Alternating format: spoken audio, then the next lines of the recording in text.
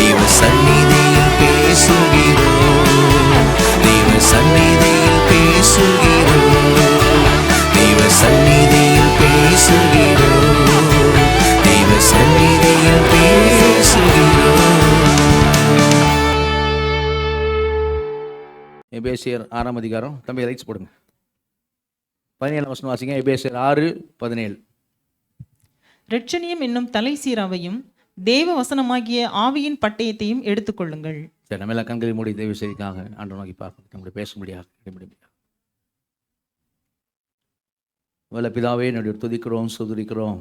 அப்பா, அந்த நேரத்தில் குமாரனாக இயேசு நாமத்துக்கு வருகிறோம். ஆண்டவரே, இந்த காலை வேலைக்காக நன்றி செலுத்துகிறோம்.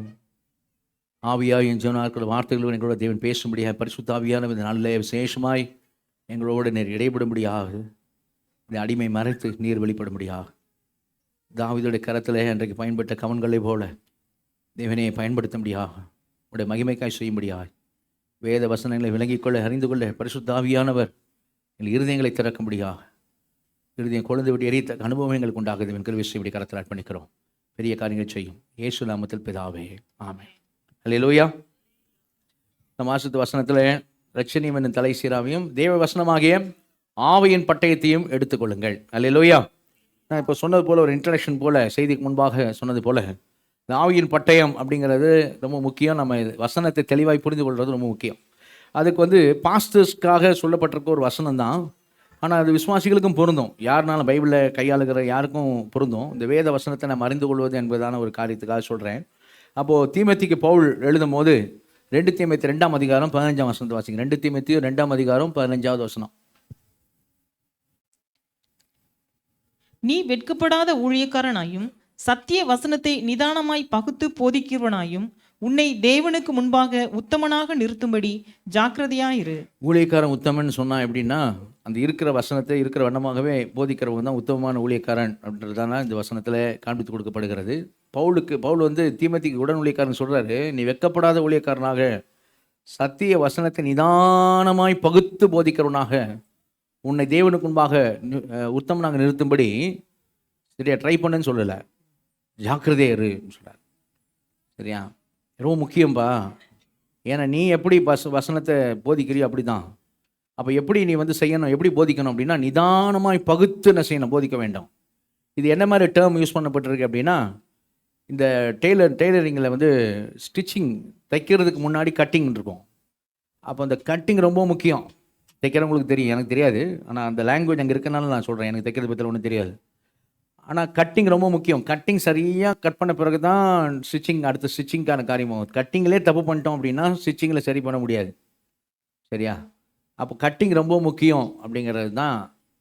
ஸ்டிச்சிங்கிறது பிரசங்கம் பண்ணுறது, கட்டிங்கிறது நிதானமாக முதல்ல பகுக்கிறது. சரியா, அப்போ அதுக்கு சரியாக செஞ்சால் தான் சரியான சத்தியம் என்ன செய்யும், மக்களுக்கு போகும். சரியா, இல்லை ஏன்னா மக்களோட பிரச்சனை என்னென்னா, அவங்க ஏற்கனவே லோடாக இருப்பாங்க.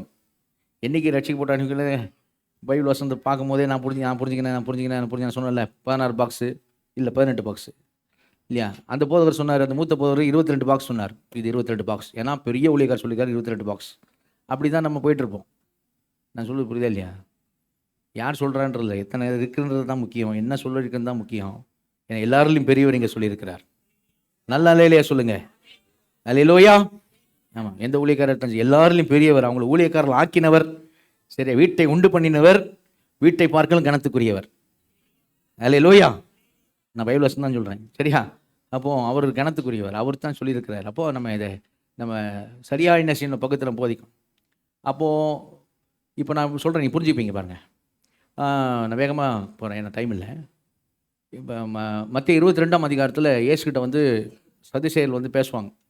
என்ன பேசுவாங்க அப்படின்னா, மோசே உபாகமம் 25ஆம் அதிகாரம் 5ஆம் வசனத்தை பார்த்தீங்கன்னு வைங்களேன், அங்கே போட்டிருக்கோம். இப்போ சொல்கிற வசனம் டக்குன்னு போடுங்க.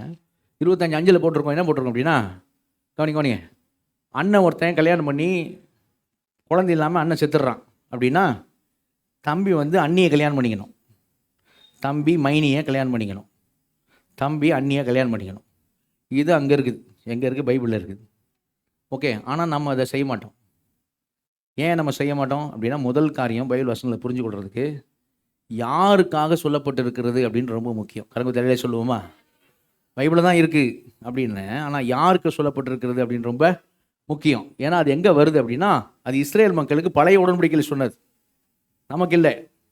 அது பழைய உடன்படிக்கையினுடைய காரியம். நாம் இருக்கிறது புதிய உடன்படிக்கையில். அப்போ நம்ம என்ன தெரிஞ்சுக்கணும் அப்படின்னா, ஒவ்வொரு வசனம் பழைய ஏற்பாட்டில் அப்போ தள்ளிடக்கூடாது, பழைய ஏற்பாடு தேவையில்லை அப்படின்ட்டு. நம்ம பழைய ஏற்பாடு தேனி இனிமையானது பைபிள் கிளாஸ்க்கு வரவங்களுக்கு தெரியும். பழைய ஏற்பாடு தான் டிஎன்ஏ ஆஃப் ஜீசஸ் கிரைஸ்ட் அப்படின்ட்டு, ரொம்ப முக்கியம் அப்படின்ட்டு இல்லையா. அப்போது அந்த பழைய ஏற்பாட்டில் வர்ற காரியங்களை இப்போது இன்னொரு இடத்த சொல்கிறார், லேவியராகமம் 23ஆம் அதிகாரத்தில் 22ன்னு நினைக்கிறேன். அங்கே வந்து ஆண்டவர் சொல்லுவார், நீ வந்து வயல்வெளியில் போய் அறுக்கும் போது சிந்துகிறதான கதிர்கள் என்ன அந்த மறுபடியும் போய் எடுக்காத, பொறுக்காத, மறுபடியும் போய் எடுத்துகிட்டு வராத.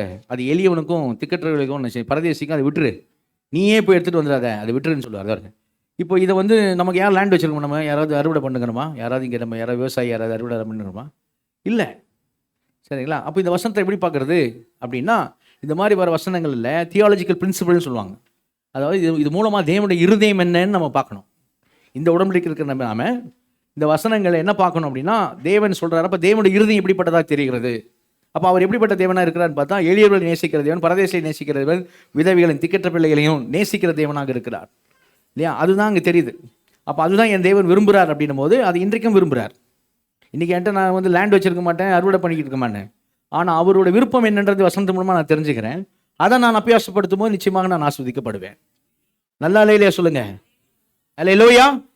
அப்படி தான் சில வசனங்களை நம்ம என்ன செய்யணும், நம்ம பார்க்கணும். அப்போ யாருக்கு சொல்லப்பட்டது அப்படின்னு ரொம்ப முக்கியம் இல்லையா, யாருக்கு எழுதப்பட்டது அப்படின்றது ரொம்ப முக்கியம். அப்போது அவங்களுக்கு பழைய உடன்படிக்கையில் சொல்லியிருக்க காரியமாக இருக்கிறது. சரியா. இப்போ நீங்கள் உபாகமத்தில் நீங்கள் பார்த்தீங்கன்னு சொன்னால் 12ஆம் அதிகாரம் நினைக்கிறேன், அங்கே சொல்லியிருக்கோம். 12ஆம் அதிகாரத்தில் 11ஆம் வசனம் பாருங்கள். அங்கே என்ன சொல்லியிருக்கோம் அப்படின்னா, நீ வந்து நான் ஒரு இடம் சொல்லுவேன், அங்கே தான் நீ வந்து நான் தொழுது கொள்ள வேண்டும். தேவனாய் கர்த்தர் தம் நாமத்தை விளங்கும்படி தெரிந்து கொள்ள ஒரு இடம் இருக்கும், அங்கே தான் நீ வந்து தொழுது கொள்ளணும். அது எந்த இடம்னா எருசலேம். சரியா. 13ஆம் வசனம் பாருங்கள். கண்ட இடத்துல என்ன பண்ணக்கூடாது, நீ கண்ட இடத்துல வந்து பலி செலுத்தக்கூடாது, கண்ட இடம்லாம் பலி செலுத்தக்கூடாது, நான் சொல்கிற இடத்துல தான். இப்போ இந்த வசனம் படி இப்போ நம்ம எங்கே போகணும், எருசலேம் போனால். ஆனால் எருசலேமில் என்ன இருக்காது, எருசலேம் தேவாலயம் கிடையாது, தேவாலயம் இப்போ இல்லை. சரியா. அப்போ இது நமக்கு எப்படி அதான் சொன்னது, அந்த உடன்படிக்கையில் சொன்னது, அவங்களுக்கு சொன்னது. நமக்கு எங்கும் தொழுது கொள்கிறோம். நல்ல அலையில சொல்லுங்கள், பிதாவை எங்கும் தொழுது கொள்ளும் காலம் வரும், அது இப்போதே வந்திருக்குதுன்னு சொன்னார் ஆண்டவர். அல்லேலூயா. அவங்களுக்கு பலி லேவியராகமத்தில் இந்த பலி செலுத்தலாம், அந்த பலி செலுத்தலாம், அந்த பலி செலுத்தலாம், அந்த பலி. நமக்கு எந்த பலியும் இல்லை, ஒரே ஒரு பலி தான். எங்கே சொல்ல, எபிரேயரில் 13:15 சொல்லுது, உதடுகளின் கனியாக ஸ்தோத்திர பலியை நாம் ஏறெடுக்க கிடப்போம். ஏன்னா ஒரே பலினாலே இயேசு எல்லாவற்றையும் நிறைவேற்றி விட்டார். அல்லேலூயா. அப்போ நம்ம எப்படி பார்க்கணும் அப்படின்னா, அந்த உடன்படிக்கையில் சொல்லியிருக்கிற விஷயங்களை இயேசு கிறிஸ்து மூலமாய் தான் நமக்கு என்ன நம்ம வசனங்களை பார்க்க வேண்டும். இயேசு கிறிஸ்து வந்து அது என்ன பண்ணியிருக்கு, முடிஞ்சிருக்கா, இல்லை இயேசு கிறிஸ்துக்கு பிறகு இன்னும் தொடருதுன்னா எப்படி தொடருது, மாறி இருக்கா, எந்த மாதிரி மாறி இருக்கு. சரி, அங்கே பலிகள் இங்கே சோத்திர பலியாக மாறி இருக்கு இல்லையா. அப்போது எப்படி வந்திருக்கு, தொடர்ந்து வருதா, இல்லை இயேசு கிறிஸ்து முடிஞ்சிச்சா, தொடர்ந்து வருதுன்னா அது எப்படி மாறி வந்திருக்கு, மாறி வருதா இல்லை அப்படியே தான் வருதா. பரிசுத்தமாக இருக்க வேண்டும் அப்படின்னு அவங்களுக்கும் சொல்லப்பட்டது, நமக்கு வந்து மாறி இல்லை. புதிய உடன்படிக்கை நீங்கள் பரிசுத்தமாக இருக்க தேவையில்லை அப்படியே சொல்லிக்காரு, பரிசுத்தமாக இருக்க தேவையில்லைன்னு சொல்லிட்டாரா புதிய ஏற்பாடு, புதிய உடன்படிக்கையில் இல்லை, பரிசுத்தமாக தான் இருக்கணும்னு சொல்கிறாரு. அப்போ அது பரிசுத்தம் அப்படிங்கிறது அங்கேயும் இருக்குது, இங்கேயும் இருக்குது. அது இயேசு கிறிஸ்து நமக்காய் சிலுவையில் மரித்து அடக்கம் பண்ணப்பட்டு உயிர்த்தெழுந்த பிறகும் தொடர்கிறது, பரிசுத்தமாக இருக்க வேண்டும் அப்படின்றது. அதனால தான் பேதுரு எழுதுவார், 1 பேதுருவில் 1ஆம் அதிகாரத்தில் 14 வருஷம் 15 வருஷம்லாம் பார்த்தீங்கன்னா லேவியராகமத்தை கோட் பண்ணுவார். சரியா. நீங்கள் உங்கள் நடக்க எல்லாவற்றும் பரிசுத்தமாக இருங்கள், நான் பரிசுத்தர் ஆகையால் 14 போடுவா, உங்கள் அழைத்த பரிசுத்தர் இருக்கும், நீங்கள் உங்கள் நடக்க எல்லாவற்றும் என்ன பண்ணுங்கள், பரிசுத்தராக இருங்கள், நான் பரிசுத்தர் ஆகையால் நீங்களும் பரிசுத்தமாக இருங்கள் என்று எழுதியிருக்கிறது. எங்கள் லேவியராகமத்தில் எழுதியிருக்குதுன்னு பழைய உடன்படிக்கை கோட் பண்ணுறார், தள்ளி இல்லை. ஏன்னா இந்த கான்செப்ட், இந்த பரிசுத்தம்ன்றது தொடர்ந்து வருது. பரிசுத்தம்ன்றது இயேசு கிறிஸ்துவோட முடிஞ்சு போயிடல, இயேசு கிறிஸ்து ஏற்றுக்கொண்டவங்க பரிசுத்தமாக இருக்க தேவையில்லை அப்படி சொல்ல பைபிள், புரியுதா. அப்போ எது தொடர்ந்து வருகிறது அப்படிங்கிறது முக்கியம். அதான் சொன்னேன், எது தொடர்ந்து வருது, எது முடிஞ்சது அப்படின்ற காரணம். சரி, இப்போ புதிய உடன்படிக்கையிலே வந்துடுவோம். புதிய உடன்படிக்கையில் பேதுரு கடல் மேல் நடந்தான். நீங்கள் காலையில் ஏந்து வாசித்துட்டு நானும் இப்போ போய் நடக்க போகிறேன் கடலில் மேலே அப்படி மெரினாக்கு போனீங்கன்னா உங்கள் கதை அன்னியோட முடிஞ்சிச்சு. சரியா. ஆமாம். சரியா. தூண்டில் பாலத்து மேலே போய் லாஸ்ட் வரைக்கும் போய் அப்படியே கடலில் இறங்கி அங்கேருந்து நான் ரிட்டர்ன் வர போகிறேன்னா வரமாட்டீங்க. சரியா. அப்போ அது மட்டும் நம்ம கரெக்டாக எடுக்கிறோம். எப்படி எடுக்கிறோம், அது பேதுருக்கு சொன்னது, அவங்க சொல்ல. இப்போ எல்லாருக்கும் ஒரு காரியம் சொல்கிறேன். மத்திய 19 ஒரு ஐஸ்வர்யம் வந்து கேட்டால் நித்திய ஜீவனை பெறத்துக்கு நான் என்ன பெறணுன்ட்டு. அந்த உரையாடல் லாஸ்ட்டில் ஆண்டவர் சொல்லுவார், உனக்கு உண்டானலாம் போய் உனக்கு உண்டானலாம் விட்டு தரித்திரம் கொடுத்துட்டு பின்னாடி என்ன செய்யணும், பின்பற்றி வா, பரலோகத்தில் மிகுந்த பலன் உண்டாயிருக்குன்னார். புதிய உடன்படிக்கையில் அது ஏசு தான் சொல்கிறாரு அவன்கிட்ட. அது ஏன் நம்ம அப்ளை பண்ண மாட்டோம்? நம்ம எல்லாரும் முந்தின வசனம் போடுவா, நம்ம எல்லாரும் அப்ளை பண்ண வாரம் வாரம் வித்துட்டு வரணும். ஹலோ, வாரம் யார்ட்டும் எதுவுமே இருக்கக்கூடாது. சரியா, வாரம் வாரம் வித்துட்டு தான் என்ன செய்யணும், வரணும். சரியா, அப்படி தான் அங்கே இருக்கு. நீ பூர்ண சர்க்குனா இருக்க விரும்பினாலும் போய் உனக்கு உண்டானலாம் விட்டு தரித்திரம் கொடு, அப்பொழுது பரலோகத்தோட பொக்கிஷம் உண்டாயிருக்கும், பின்பு என்னை பின்பற்றி வான்னு சொன்னார். இதை நம்ம எடுக்க மாட்டோம். நமக்கு ஏன் எடுக்க மாட்டோம்? அது அவனுக்கு சொன்னது, அதில் தெளிவாக இருக்கிறோம். ரைட்டா, கரெக்டா, இதில் தெளிவாக இருக்கும். எங்க இது எங்கே வேணும்? மத்திய புதிய உடம்பு புதிய ஏற்பாட்டில் தான் வருதே, ஏசு தான் வாய் விட்டு சொல்கிறாரு. ஆனால் நம்ம எடுக்கிறது ஏன்? இங்கே தெளிவாக இருக்கிறோம், ஏன்னா அது நமக்கு சொல்ல. ரைட்டா, அது மாதிரி தான் பைபிள் வசனங்கள் பார்க்கும்போது அவனுக்கு முதல்ல யாருக்கு சொல்லப்பட்டது அப்படிங்கிறது முக்கியம். ஒரு அடியில் சொல்லுவோமா, யாருக்கு சொல்லப்பட்டதுன்றது முக்கியம். ரெண்டாவது கவனிங்க, எந்த சூழ்நிலையில் சொல்லப்பட்டதுன்றது முக்கியம். எந்த சூழ்நிலையில் சொல்லப்பட்டது ரொம்ப முக்கியம். சரிங்களா, உதாரணத்துக்கு நான் இப்போ சொல்கிறேன். மத்திய 24ஆம் அதிகாரத்துக்கு வாங்க. மத்திய 24ஆம் அதிகாரம் இயேசு கிறிஸ்துவோடைய பகிரங்க வருகையை பற்றி பேசுகிறார். ஓகே, மத்திய 24ஆம் அதிகாரம் இப்போ ஒரு வசனம் வாசிங்க. 22வது வசனம், 24, 22. அந்நாட்கள் குறைக்கப்படாதிருந்தால் ஒருவனாகிலும் தப்பி போவதில்லை, தெரிந்து கொள்ளப்பட்டவர்களின் நிமித்தமோ அந்த நாட்கள் குறைக்கப்படும். 24. ஏனெனில் கள்ள கிறிஸ்துகளும் கள்ள தீர்க்கதரிசிகளும் எழும்பி கூடுமானால் தெரிந்து கொள்ளப்பட்டவர்களையும் வஞ்சிக்கத்தக்கதாக பெரிய அடையாளங்களையும் அற்புதங்களையும் செய்வார்கள். தெரிந்து கொள்ளப்பட்டவர்கள் வஞ்சிக்கப்படுவாங்களா? இப்படி போட்டிருக்க, இப்படி நடக்குன்னு போட்டிருக்க. ஆமாம் போட்டிருக்கு. அப்போ நான் தெரிந்து கொள்ளப்பட்டவன், உலகம் தோறுமே கிறிஸ்துவுக்குள் என்னை தெரிந்து கொண்டபடியே நான் வசிக்கிறேன். நான் வஞ்சிக்கப்பட்டுருவோம், அந்த அந்த இடத்துல வஞ்சி போட்டு போகிறதுக்கு வாய்ப்பு இருக்கா? நான் வஞ்சிக்கப்பட்டுருவோனா அப்படின்னு கேட்டிங்கன்னு வைங்களேன்.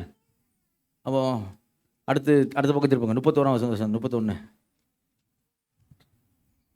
வலுவாய் தொனிக்கும் எக்கால சத்தத்தோடே அவர் தமது தூதர்களை அனுப்புவார். அவர்கள் அவரால் தெரிந்து கொள்ளப்பட்டவர்களை வானத்தின் ஒரு முனை முதற்கொண்டு மறுமுனை மட்டும் 4 திசைகளிலும் இருந்து கூட்டி சேர்ப்பார்கள். அங்கே தெரிந்து கொள்ளப்பட்டவர்கள் தூதர்கள் வந்து கூட்டி சேர்ப்பாங்கன்னு போட்டிருக்கு. ஆனால் அதுக்கு முன்னாடி கொஞ்சம் பேர் வஞ்சிக்கப்பட்டு போவாங்கன்னு போட்டிருக்கு. அந்த கூட்டத்தில் நான் போயிட்டேன்னா எப்படி என்னை கூட்டி சேர்க்கப்படுவேன் அப்படின்னு யோசித்து வைங்களேன். ஆவியானவர் சொன்னார், அது உனக்கே எழுதப்படலை. உனக்குன்னு தனி பைபிள் கொடுக்க முடியாது, பின்னாடி வரப்போகிற ஜென்ரேஷனுக்கு தனியாக பைபிள் கொடுக்க முடியாது. எல்லாமே ஒட்டுமொத்தமாக ஒரே பைபிளில் தான் இருக்குது. நல்ல வேலையிலே சொல்லுங்கள். உனக்கும் பைபிளில் தான் இருக்குது, பின் வரக்கூடிய சந்ததிக்கும் பைபிளில் தான் நினச்சிது இருக்குது. அப்போ அது யாரை பற்றி சொல்லியிருக்குது அப்படின்னா அதில் 15ஆம் வசனம் வாசிங்க. 15. மேலும் பாழாக்குகிற அருவருப்பை குறித்து தானியேல் தீர்க்கதரிசி சொல்லி இருக்கிறானே, வாசிக்கிறவன் சிந்திக்க கடவன். நீங்கள் அதை இருங்க. அப்போ எது நீங்கள் வாசிங்க. நீங்கள் அதை பரிசுத்த ஸ்தலத்தில் நிற்க காணும்போது யூதேயாவில் இருக்கிறவர்கள் மலைகளுக்கு ஓடி போக கடவர்கள். எப்படி சொல்றாரு? எப்போ? அது அந்தி கிறிஸ்து 3 வருஷம் முடிஞ்ச பிறகு. அதுவும் அவன் வந்து எருசலேம் தேவாலயத்தில் வந்து நின்று நான் தான் கடவுள்னு சொல்லுவான். நீங்கள் அங்கே தானியேல் சொன்னது வந்து அது அங்கே நிற்கிறது. அவன் நின்று அந்த ஸ்தலத்தை அசுத்தப்படுத்தி காணும்போது நீங்கள் எங்கே யூதேயாவில் இருக்கிறவர்கள், அங்கே யூதேய தேசத்தில் இருக்கிறவர்கள் மலைகள் ஓடி போடுங்க. வீட்டில் மேலே இருக்கிறவன் தன் வீட்டில் எதையாவது எடுப்பதற்கு இறங்காதிருக்க கடவன். அடுத்த வருஷம் பாருங்கள். வீட்டில் மேலே இருக்க தன் வீட்டில் எதை எடுப்பதற்கு இறங்காதிருக்க கடவன். சரியா, இதில் கலாச்சார பின்னணியும் உண்டு. அவங்க இஸ்ரேலில் அவங்க வீடெல்லாம் எப்படி இருக்கும் அப்படின்னா நம்ம வீடு மாதிரிலாம் இல்லை. அவங்க எப்போவுமே வீடு இல்லை, எல்லார் வீட்லேயும் மாடி வீடு மாதிரி தான் இருக்கும். சரியா, அது மாடின்னு கனெக்ட் பண்ண மாட்டாங்க, அது மாடி வீடு மாதிரி தான் இருக்கும். கீழே தான் என்ன பண்ணுவாங்க, மிருகங்கள்லாம் கீழே வீட்டுக்குள்ளே தான் இருக்கும். மிருகங்கள்லாம் ஆடு மாடெல்லாம் வீட்டுக்குள்ளே இருக்கும், கீழ்த்தளத்தில். பிள்ளைங்க இவங்கெல்லாம் மேலே இருப்பாங்க, சாப்பிட்றதெல்லாம் மேலே தான். சரியா, மேலே தான் சாப்பிடுவாங்க, மேலே தான் ட்ரெஸ் மாற்றுவாங்க, மேலே தான் அவங்க இருப்பாங்க. சரிங்களா, இது விலங்குகள் மிருகங்கள் தான் செய்யும், கீழே இருக்கும். சரியா, இது நிறைய ஓமையில் நம்ம சொல்கிறத வச்சு பார்த்தீங்கன்னா புரியும். சரியா, அப்போது அவங்க அந்த வீட்டுக்கு வெளியிலையும் படிக்கிட்டு இருக்கும். அந்த மேலே இருக்கிற ரூம்லேருந்து வெளியில் அப்படியே வீட்டுக்கு கீழே போகாமல் அப்படியே வந்துடுற மாதிரி இருக்கும். சரிங்களா, பாண்டவர் வந்து அந்த கான்டெக்ஸ்ட்டில் அந்த இதெல்லாம் சொல்கிறார். நீ கீழே போய் எதுவும் எடுக்க நினைக்காத, முடிஞ்செல்லாம். அதான் அந்த டைம் மகா உபத்திரவத்தின் நேரம். சரியா, இதுவரை பூமியில் அது மாதிரி உபத்திரமே இல்லை. 21 வருஷம் வச்சுங்க. 21. ஏனெனில் உலகம் உண்டானது முதல் இதுவரைக்கும் சம்பவித்திராததும் இனிமேலும் சம்பவியாததுமான மிகுந்த உபத்திரவம் அப்பொழுது உண்டாயிருக்கும். மிகுந்த உபத்திரவம் அப்போது உபத்திர காலம் அது. சரியா, உபத்திர காலத்தில் நீ எப்படி இருப்ப? உண்மையாக ரசிக்கப்பட்ட நீ ஆண்டவர் வருகையில் அவரோட போயிடுவேன். நல்லா இல்லையே சொல்லுவோமா? நம்ம ஆண்டு வரைக்கும் நம்ம எல்லாரும் அவரோட போயிடுவோம். அப்புறம் எங்கே நீங்கள் தெரிந்து கொள்ளப்பட்ட நான் கீழே இருந்து நான் வஞ்சிக்கப்படுறதும், நான் வீட்டு மேலே ஓடுறதும், கீழே ஓடையாமல் இருக்கிறதும் எங்கே இருக்குது? என்னை தூதர்கள் கூட்டி சேர்க்கறதுலாம் எங்கே இருக்குது? நான் சொல்லுது புரியுதா? இப்போ நம்ம என்ன தப்பு பண்ணுறோம் அப்படின்னா, வாசிக்கும் போதே நம்மளுக்கு தான் எல்லாத்தையும் நமக்கு தான் வச்சுப்போம். நமக்கு என்னங்க, ஆனால் கரெக்டாக அந்த மத்திய 19 வந்து போய் விற்று எல்லாரும் கூடணும் போது அது எனக்கு கிடையாது, அது அவனுக்கு கிடையாது, அது அவனுக்கு, இது எனக்கு. சரியா? நமக்குன்னு பார்க்குறது நல்லது, ஆனால் எது கரெக்டாக நமக்குன்னு இருக்கா அதை பார்க்கணும் கரெக்டாக. அப்போது முதலாவது என்ன சொன்னேன் அப்படின்னா, யாருக்கு சொல்லப்பட்டுன்றது முக்கியம். ரெண்டாவது, எந்த சூழ்நிலையில் சொல்லப்பட்டிருக்குது அப்படின்னு ரொம்ப முக்கியம். இதெல்லாம் தெரியலன்னா பட்டயத்தை வச்சு மற்றவங்களை வெட்டிக்கிட்டு இருப்போம், இல்லை நம்மளே தற்கொலை பண்ணிக்குவோம், உருவ குத்திக்குவோம். சரியா? முக்கியம் யாருக்கு சொல்லப்பட்டது, எந்த சூழ்நிலையில் சொல்லப்பட்டது. கவனிக்க முக்கியம். மூணாவது ஒரு காரியம் சொல்லிடுறேன். ஒரு சப்ஜெக்டை குறித்து, ஒரு சத்தியத்தை குறித்து முழு வேதாகமம் என்ன சொல்லுதுன்றது முக்கியம். ஒரு இடத்துல மட்டும் என்ன பண்ணக்கூடாது, உருவக்கூடாது. வசனத்தை உருவணும், மீனிங் மாறிடும். சரியா? ஒரு சத்தியத்தை குறித்து முழு வேதாகமும் என்ன சொல்லுது அப்படிங்கிறது ரொம்ப முக்கியம். இது பெஸ்ட் எக்ஸாம்பிள் ஜீசஸ் கிரைஸ்ட் தான், இல்லையா? நமக்கு தெரியும். அவன் சங்கீதம் 91 கோட் பண்ணான். அவரை மலை மேலே கொண்டு போய் நிற்க வச்சு சொல்கிறான். என்ன சொல்கிறான்?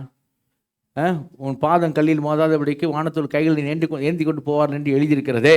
மத்திய 4 போடுப்பா, மத்திய 4 6 7 வசனம் போடுங்க. தாள குதியும்னு சொன்னான். அங்கே கான்டெக்ஸ்டே வேறு. உன் வழிகளெல்லாம் உன்னை காக்கும்படிக்கு உனக்காக தம்பி தூதர் கட்டளையிடுவார்னு தாங்குது. நீ நடந்து போகும்போது, புரியுதா? வழிகள் தான் குதிக்கணும்னு சொல்லுங்க. ஆனால் அவன் எப்படி சொல்கிறான்? அப்போ ஏசு என்ன சொன்னார் அப்படின்னா, ஆண்டவர் என்ன சொன்னார்? அடுத்த வருஷம் பாருங்க, உன் தேவனாய் கர்த்தரை பரிச்சை பாராது இருப்பாயாக என்றும் எழுதியிருக்கிறதே என்றார். அல்லேலூயா. இமாஜாய். ஓகே, கவனிங்க. என்றும் எழுதியிருக்கிறதே அப்படின்னார். சரியா? இது என்றும்ன்றது புரியுதா? என்றும் அப்படின்றது புரியுதா? என்றும்ன்ற அவ எவ்வளோ கேடி பார்த்தீங்களா? என்னை கவனிக்கவே இல்லைவே. ரொம்ப பயங்கர இன்டெலிஜென்ட்டு. கவனிச்சா தானே பை பொண்ணு எதை பொண்ணா அப்போ ஏதோ அம்மா என்னம்மா அப்படின்ட்டா. ஜான்லேயே அப்படிக்குது.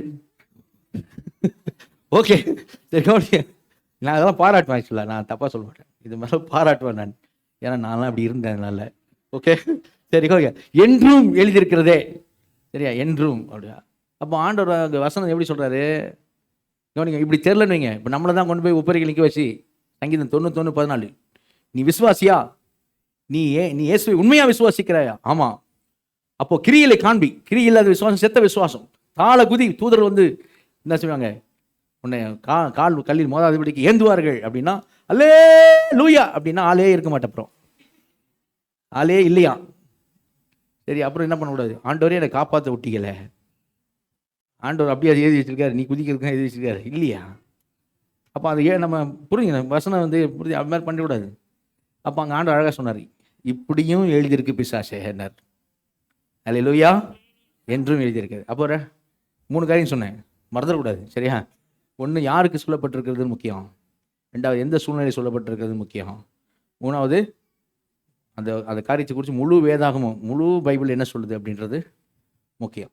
இது 3 நம்ம கரெக்டாக பண்ணால் வசனங்கள் நம்ம புரிஞ்சு கொள்றதுக்கு ஏதுவாக இருக்கும். கரெக்டாக தலையில் சொல்லுவோமா? அல்லேலூயா. இப்போ ஒரு ஓமை, நமக்கெல்லாம் தெரிஞ்ச ஒரு ஓமையை தான் காமிக்கிறேன். ஓமை அப்படின்னா ஒரு கதை. மத்திய 13 பரலோக ராஜ்யத்தை குறித்து ஓமைகள் வருது. அதில் ஆண்டவர் வந்து ஒரு ஓமையோட காரியத்தை சொல்கிறார். கவனிங்க, நம்ம டைமில் அதெல்லாம் நானே இது சொல்கிறேன். வேகமாக ஸ்க்ரீனில் மாத்திரம் போடுப்பா அந்த வேகமாக அந்த வசனங்களை. ஓகே, மத்திய 13 24 வசனத்திலிருந்து வேறொரு ஓமையை அவர்களுக்கு சொன்னார். பரலோக ராஜ்யம் தன் நிலத்தில் நல்ல விதையை விதைத்த மனுஷனுக்கு ஒப்பாயிருக்கிறது. மனுஷர் நித்திரை பண்ணுகையில் அவனுடைய சத்துரு வந்து கோதுமைக்குள் களைகளை விதைத்து விட்டு போனான். பயிரானது வளர்ந்து கதிர்விட்ட போது களைகளும் காணப்பட்டது. வீட்டெஜமானுடைய வேலைக்காரர் அவனிடத்தில் வந்து, ஆண்டவனே, நீர் உமது நிலத்தில் நல்ல விதையை விதைத்தீர் அல்லவா? பின்னே அதில் களைகள் எப்படி உண்டானது என்றார்கள். அதற்கு அவன், சத்துரு அதை செய்தான் என்றான். அப்பொழுது வேலைக்காரர், நாங்கள் போய் அவைகளை பிடுங்கி போட உமக்கு சித்தமா என்று கேட்டார்கள். அதற்கு அவன், வேண்டாம், களைகளை பிடுங்கும்போது நீங்கள் கோதுமையையும் கூட வேரோடே பிடுங்காதபடிக்கு இரண்டையும் அறுப்பு மட்டும் வளர விடுங்கள். அறுப்பு காலத்தில் நான் அறுக்கிறவர்களை நோக்கி, முதலாவது களைகளை பிடுங்கி அவைகளை சுட்டெரிக்கிறதுக்கு கட்டுகளாக கட்டுங்கள், கோதுமையையோ என் களஞ்சியத்தில் சேர்த்து வையுங்கள் என்பேன் என்று சொன்னான் என்றார். இங்கே ஒரு ஆண்டவர் வந்து ஒரு கதை சொல்கிறார், பரலோக ராஜ்யம் அப்படின்ட்டு. இப்போ என்னெல்லாம் சொல்கிறார் ஆண்டவர்? இங்கே நிலன்றாரு, சரியா? கோதுமை மணிகள்ன்றாரு, களைகள்ன்றாரு, சத்ரு ஒருத்தன் வந்து விதைச்சான்றாரு, அறுக்கிறவர்கள் வந்து அறுக்கிறாங்கன்றாரு. சரி, இதெல்லாம் தான் ஆண்டவர் சொல்கிறார். இப்போ இதுக்கு விளக்கமே ஆண்டவர் சொல்கிறார் சீஷர்களுக்கு. அது வாசிங்க 37ஆம் வசனத்தில் வாசி. அவர் பிரதித்திரமாக, நல்ல விதை விதைக்கிறவன் மனுஷகுமாரன். யாரு? இயேசு கிறிஸ்து. நல்ல விதை விதைக்கிறவர் இயேசு கிறிஸ்து. நிலம் உலகம். நல்ல விதை ராஜ்யத்தின் புத்திரர். நம்மள தான் சொல்ற, ரட்சிக்கப்பட்டவங்க சொல்ற நல்ல விதை ராஜ்யத்தின் புத்திரர். களைகள் பொல்லாங்கனுடைய புத்திரர். இதுதான்ப்பா, கலைகள் பொல்லாங்கனுடைய புத்திரர். அவைகளை விதைக்கிற சத்துரு பிசாசு. அறுப்பு உலகத்தின் முடிவு. அறுக்கிறவர்கள் தேவதூதர்கள். ஆதலால் களைகளை சேர்த்து அக்கினியால் சுட்டெரிக்கிறது போல இவ்வுலகத்தின் முடிவிலே நடக்கும். மனுஷகுமாரன் தம்முடைய தூதர்களை அனுப்புவார். அவர்கள் அவருடைய ராஜ்யத்தில் இருக்கிற சகல இடரல்களையும் அக்கிரமம் செய்கிறவர்களையும் சேர்த்து அவர்களை அக்கினி சூளையிலே போடுவார்கள். அங்கே அழுகையும் பற்கடிப்பும் உண்டாயிருக்கும். அப்பொழுது நீதிமான்கள் தங்கள் பிதாவின் ராஜ்யத்திலே சூரியனை போல பிரகாசிப்பார்கள். கேட்கிறதற்கு காது உள்ளவன் கேட்க கடவன். அல்லேலூயா. நிலம் உலகம், நல்ல விதை விதைக்கிற மனுஷகுமார் இயேசு கிறிஸ்து, பொல்லாங்கன புத்திரர் கலைகளை விதைத்தது யாருன்னு சொன்னால் சத்ரு, தேவதூதன் அறுக்கிறவர்கள் லாஸ்ட்டில் வந்து அறுக்கும் போது என்ன செய்ய பிரிச்சுறாங்கன்றார். இப்போ என்ன நம்ம பார்க்கணும் அப்படின்னா, இங்கேயே முதல்லயே 28 29 மறுபடியும் வாசிங்க. 28 29. அதற்கு அவன், சத்ரு அதை செய்தான் என்றான். அப்பொழுது வேலைக்காரர், நாங்கள் போய் அவைகளை பிடுங்கி போட உமக்கு சித்தமா என்று கேட்டார். அந்த கலைகளை போய் பிடுங்கி போட்டுமா எஜமானனே அப்படின்னு கேட்குறாங்க. ஓகே, அவர் என்ன சொல்றாரு? அதற்கு அவன், வேண்டாம், களைகளை பிடுங்கும் போது நீங்கள் கோதுமையையும் கூட வேரோடு பிடுங்காதபடிக்கு இரண்டையும் அறுப்பு மட்டும் வளர விடுங்கள். அதுதான், ரெண்டும் சேர்ந்தே இருக்கட்டும் சபையில. ஹலோ, அதுதான், ரெண்டும் சேர்ந்தே சபையில இருக்கட்டும். கோதுமணிகளும் இருக்கட்டும், கலைகளும் இருக்கட்டும். இப்ப வேண்டாம், இப்ப எதுவும் பண்ண வேண்டாம், லாஸ்ட்ல நான் பார்த்துக்கிறேன் அப்படின்ட்டார். புரியுதா? லாஸ்ட்ல நான் பார்த்துக்கிறேன் அப்படின்ட்டார். இப்போ அந்த கலைகளை நான் காமிச்சு கொடுக்க போகிறேன். ஏன்னா அப்போ தானே நம்ம ஆராய முடியும், நான் கலையா இல்லை கோதுமை மணியா அப்படின்ட்டு, இல்லையா? அப்போ கலந்த கலைகள் யார் அப்படின்னு சொன்னால், நீங்கள் மத்தேயு சுவிசேஷத்தில் 5ஆம் அதிகாரத்தில் நமக்கு தெரியும் மலைப்பிரசங்கம். கொஞ்சம் நம்ம அதை வேகமாக பார்ப்போம், ஏன்னா ரொம்ப முக்கியம் இந்த கலைகளை நாம் அறிந்து கொள்வதற்கு. மத்தேயு 5ஆம் அதிகாரத்துக்கு வாங்க, முதல் வசனத்தை வாசிங்க. முதல் வசனம். அவர் திரளான ஜனங்களை கண்டு மலையின் மேல் ஏறினார். அவர் உட்கார்ந்த பொழுது அவருடைய சீஷர்கள் அவரிடத்தில் வந்தார்கள். அப்பொழுது அவர் தமது வாயை திறந்து அவர்களுக்கு உபதேசித்து சொன்னது என்னவென்றால், ஓகே, இப்போ ஜனங்கள் வந்து நிற்கிறாங்க, சீஷர்கள் வந்து நிற்கிறாங்க. ஓகே, இப்போ அவங்கள்ட்ட ஒரு பிரசங்கம் பண்ணுறது, ரொம்ப முக்கியமான ஒரு பிரசங்கம், மலை பிரசங்கம்னு சொல்கிறது நமக்கு எல்லாரும் தெரிஞ்சது. எப்படி ஆரம்பிக்கிறார் ஆண்டவர்னா, நான் வேகமாக சொல்கிறேன், நீங்கள் ஸ்க்ரீனில் வசனத்தை ஸ்க்ரீனில் போடுங்க. ஆவியில் எளிமையுள்ளவர்கள் பாக்கியவான்கள், பரலோக ராஜ்யம் அவருடையது அப்படின்றார். ஆவியில் எளிமை அப்படின்னு நீங்கள் ஆண்டவர் சொல்கிறது எப்படின்னா, தேவன் என்னை ஏற்றுக்கொள்கிறாரா? தேவன் என்னை ஏற்றுக்கொள்கிறதுக்கு நான் எம்மாத்திரம்? என்னை ஏற்றுக்கொள்வதற்கு, என்னை நினைப்பதற்கு, என்னை அவர் பிள்ளையாக ஏற்றுக்கொள்வதற்கு, என்னை அவர் ராஜ்யத்தின் பிள்ளையாக ஏற்றுக்கொள்வதற்கு நான் எம்மாத்திரம் அப்படின்னு அந்த அந்த எளிமையாக ஆவியில், சரியா? அவங்க அப்படிப்பட்டவர்கள் பாக்கியவான்கள். இந்த பாக்கியவான்ற வார்த்தை வந்து நம்ம தமிழ் பாக்கியவான் வாசித்தோம். அந்த நாட்களில் இயேசு பேசும்போது ரொம்ப முக்கியமான வார்த்தை. எப்படின்னா, அவர்கள் தேவனால் ஆசீர்வதிக்கப்பட்டவர்கள் அப்படின்ற அர்த்தத்தோடு பேசப்பட்ட வார்த்தை. அல்லேலூயா. அப்போ கேட்குற க்ரௌட் வந்து சும்மா சாதாரணமாக கேட்கல, பாக்கியவான்கள் அப்படின்றது சாதாரணமாக கேட்கல. அவங்க வந்து தேவனால், பரலோக தேவனால் ஆசீர்வதிக்கப்பட்டவர்கள் அப்படி பேசினார் ஆண்டவர். யார் அப்படின்னா, யாரை பேசினார் அந்த கூட்டத்தில்? ஆவியில எளிமை உள்ளவர்கள். நீங்கள் தேவனால் ஆசீர்வதிக்கப்பட்டவர்கள், நீங்க தான் பரலோக ராஜ்யத்துக்கு வருவீங்க. யாரு? தேவனை ஏற்றுக்கொள்வதற்கு, என்னை நினைத்து பார்ப்பதற்கு, என்னை அவர் குடும்பத்தில் தத்து பிள்ளையா எடுத்துக்கொள்வதற்கு, பிள்ளையா என்னை மாற்றுவதற்கு நான் ஏமாத்திரம். என்னை நினைப்பதற்கு நான் ஏமாத்திரம், என் வீடு ஏமாத்திரம். யாக்கோபு சொன்னா பாருங்க, தாவீது சொன்னா பாருங்க, அந்த மாதிரி. சரி, அந்த மாதிரி நான் ஏமாத்திரம், என் வீடு, தேவரி என்னை இதுவரை நடத்தி வர்றதுக்கு நான் ஏமாத்திரம், என் வீடு ஏமாத்திரம், அந்த மாதிரி. சரிங்களா? அடுத்த வசனம். துயரப்படுகிறவர்கள் பாக்கியவான்கள், அவர்கள் ஆறுதல் அடைவார்கள். என்ன துயரப்படுகிறவர்கள்? இந்த உலகத்தில் நிறைய பிரச்சனை நடந்துருக்குது, நிறைய பேர் துயரப்பட்டு தாங்கிறாங்க. சரியா? இப்போ கூட இது ஆந்திராவில் அநேகர் மிதிக்கப்பட்டு இறந்துட்டாங்க அப்படின் நியூஸ். சரியா? இப்போ இது மாதிரி நியூஸ் வரும்போது துயரப்படுகள் இருக்கிறாங்க, ரட்சிக்கப்படாதவங்களும் துயரப்படுவாங்க. அந்த துயரப்படுகளை பற்றி ஆண்டவர் பேசல. துயரப்படுகள் பாக்கியவான்கள், ஆறுதல் அடைவார்கள் யாரை சொல்கிறார் அப்படின்னா, லூக்கா 18ஆம் அதிகாரத்தில் 2 பேர் ஜெபம் பண்ணும்படி போனான்னு சொல்லுவார். அதில் ஒரு மனுஷனை சொல்வார். சரியா? 12ஆம் வசனம் 13ஆம் வசனமா பார்ப்பா. அதில் சொல்லுவான், அவன் தூரத்தில் நின்று தன் தலையை கூட ஏறெடுக்க துணியாமல், தேவனே பாவியாக என் மேலே, ஆயக்காரன் பாவியாக என் மேலே கிருபையாக இரும் ஆண்டவரே அப்படின்னு சொன்னான் பாருங்க.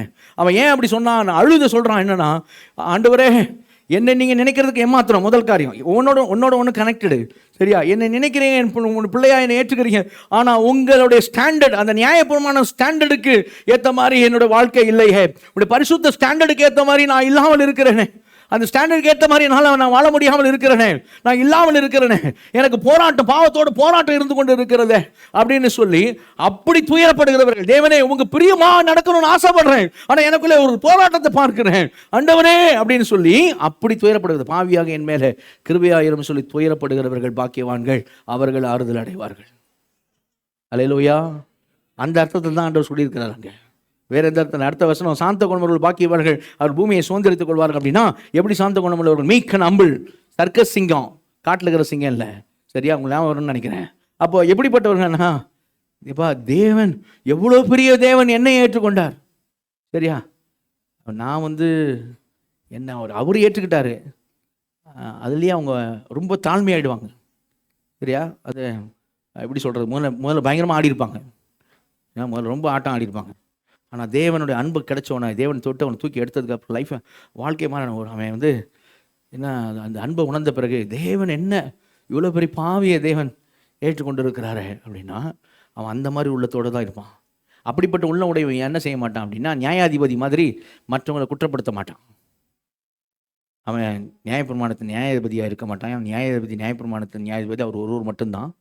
சாந்த குணம் உள்ளவன் என்ன செய்வானா, மற்றவன் அவனை குற்றப்படுத்தினாலும் அவன் மோசை போல மோசை மிகவும் சாந்த குணம் உள்ளவன். அப்படின்னா என்ன வேணா சொல்லிங்க பார்ப்போங்கப்பா, சரியா, அப்படி அது மாதிரி தான் இருப்பானே தவிர தன்னை ஒரு பெருசாக பொருட்டாக நினைக்க மாட்டான். அந்த அர்த்தத்தில் தான் போட்டிருக்கு. மற்றவங்களையும் தன் நீதி வச்சுக்கின்னு மற்றவங்களை என்ன பண்ண மாட்டான். இவன் சரி, இவன் இந்த காரியத்தை சரியில்லை, அவன் அந்த காரியத்தை சரியில்லை, இவன் இந்த காரியத்தை சரியில்லை, அப்படி இருக்க மாட்டான். சாந்த குணம் உள்ளவர்கள் பாக்கியவான்கள், அவர்கள் பூமியை சுதந்திரித்துக் கொள்வார்கள் அப்படின்னு ஆண்டவர் சொல்கிறார். அடுத்த வார்த்தை என்ன சொல்கிறாரு? நீதியின் மேல் பசித்தாகம் உள்ளவர்கள் பாக்கியவான்கள், ஒரு திருப்தி அடைவார்கள். கவனிய, நீதியின் மேல் பசித்தாங்க. என்ன நீதியின் மேல் பசித்தாங்கன்னு சொன்னால், அப்போ 2 பேதுரு 2ஆம் அதிகாரத்தில் 6ஆம் வசனம் 7ஆம் வசனமாக பாருங்க, போடுங்க. நீதியின் மேல் பசித்தாங்கன்னா என்னென்னா, இந்த உலகம் ஏன் இப்படி இருக்குது, ரொம்ப மோசமாக இருக்கே, எங்கே பார்த்தாலும் பாவங்களும், எங்கே பார்த்தாலும் இப்படி மோசமான காரியங்களாக இருக்குதே அப்படின்னு சொல்லி, சரியா, தேவனுடைய நீதி, சரியா, எல்லாரும் நல்லா பிரியமாக தேவனுக்கு பிரியமாக வாழ்ந்தால் நல்லா இருக்குமே, அப்படி ஒரு சூழ்நிலை இருந்தால் போது நல்லா இருக்குமே அப்படின்னு இருதயத்தில் அது குறித்தான வாஞ்ச தாகம். சரியா, அப்போ அங்கே என்ன சோதம் குமராவை தேவன் கவிழ்க்கும் போது அங்கே உள்ளே இருக்கிறான் லோத்து. சரியா, நாள்தோறும் அவன் அக்கிரம கிரைகளை கண்டு கேட்டு நீதி உள்ள தன் இருதயத்தில் அவன் வாதிக்கப்பட்ட நீதிமானாகிய லோத்தை அவர் ரட்சித்திருக்க. இப்படி சொல்லும் போது அவன் நான் ரொம்ப பெர்ஃபெக்ட் பூர்ண அப்படி இல்லை. சுற்றி நடக்கிற விஷயங்களை பார்க்கும்போது டிஸ்டர்ப் ஆகிறான். ஐயோ, இந்த உலகம் இப்படி நீதி இல்லாமல் இருக்குதே, அநீதியை நிறைந்திருக்கு, பாவம் நிறைந்திருக்குதே, அசுத்தமாக இருக்குதே, தேவனுக்கு பிரியமாக இருக்க வேண்டுமே, அவருக்கு பிரியமான ஒரு காரியமாக இருக்க வேண்டுமே. அப்படி நீதியின் மேல் பசிதாகம் உள்ளவர்கள் பாக்கியவான்கள், அவர்கள் திருப்தி அடைவார்கள். அடுத்த வசனம், இரக்கம் உள்ளவர்கள் பாக்கியவான்கள், அவர்கள் இரக்கம் பெறுவார்கள். கரெக்டாக நீங்கள் இரக்கம் அப்படின்னு நினச்சிங்கன்னா, நம்ம நினைப்போம் ஹெல்ப் பண்ணுறவங்கன்ட்டு. ஹெல்ப் பண்ணுறதுலாம் ஆண்டு நல்லது தான் சொல்கிறார், வேறு இடத்துல, இங்கே இல்லை. சரியா, இங்கே இரக்கம் உள்ளவர்கள் எதை பேசுகிறார் அப்படின்னா, நான் முதலே யோசிக்கிறேன், உன்னோட ஒன்று கனெக்டட். முதலே தேவன் என்னை ஏற்றுக்கொண்டாரா, என்னை நினைக்கிறதுக்கு நான் ஏமாத்திரம், எளிமை. சரியா, என்னை நினைக்கிறதுக்கு நான் ஏமாத்திரம் அப்படின்னு நினைக்கிறேன் இல்லையா. அடுத்த காரியம், சரியா, அப்போ உன்னோட ஒன்று என்னது, கரெக்டாக துயரப்படுறேன், ஆண்டவருக்கு பிரியமா, ஆண்டவருக்கு விரும்புகிற ஸ்டாண்டர்டில் நான் இல்லையே அப்படின்னு நினைக்கிறேன். சரியா, அடுத்து என்ன பண்ணுறேன், நான் மற்றவங்க யாரும் குற்றப்படுத்துறேன் இல்லையாப்பா, என்னை அவர் ஏற்றுக்கொண்டதே பெரிய விஷயம்பா அப்படின்னு நான் நினைக்கிறேன்.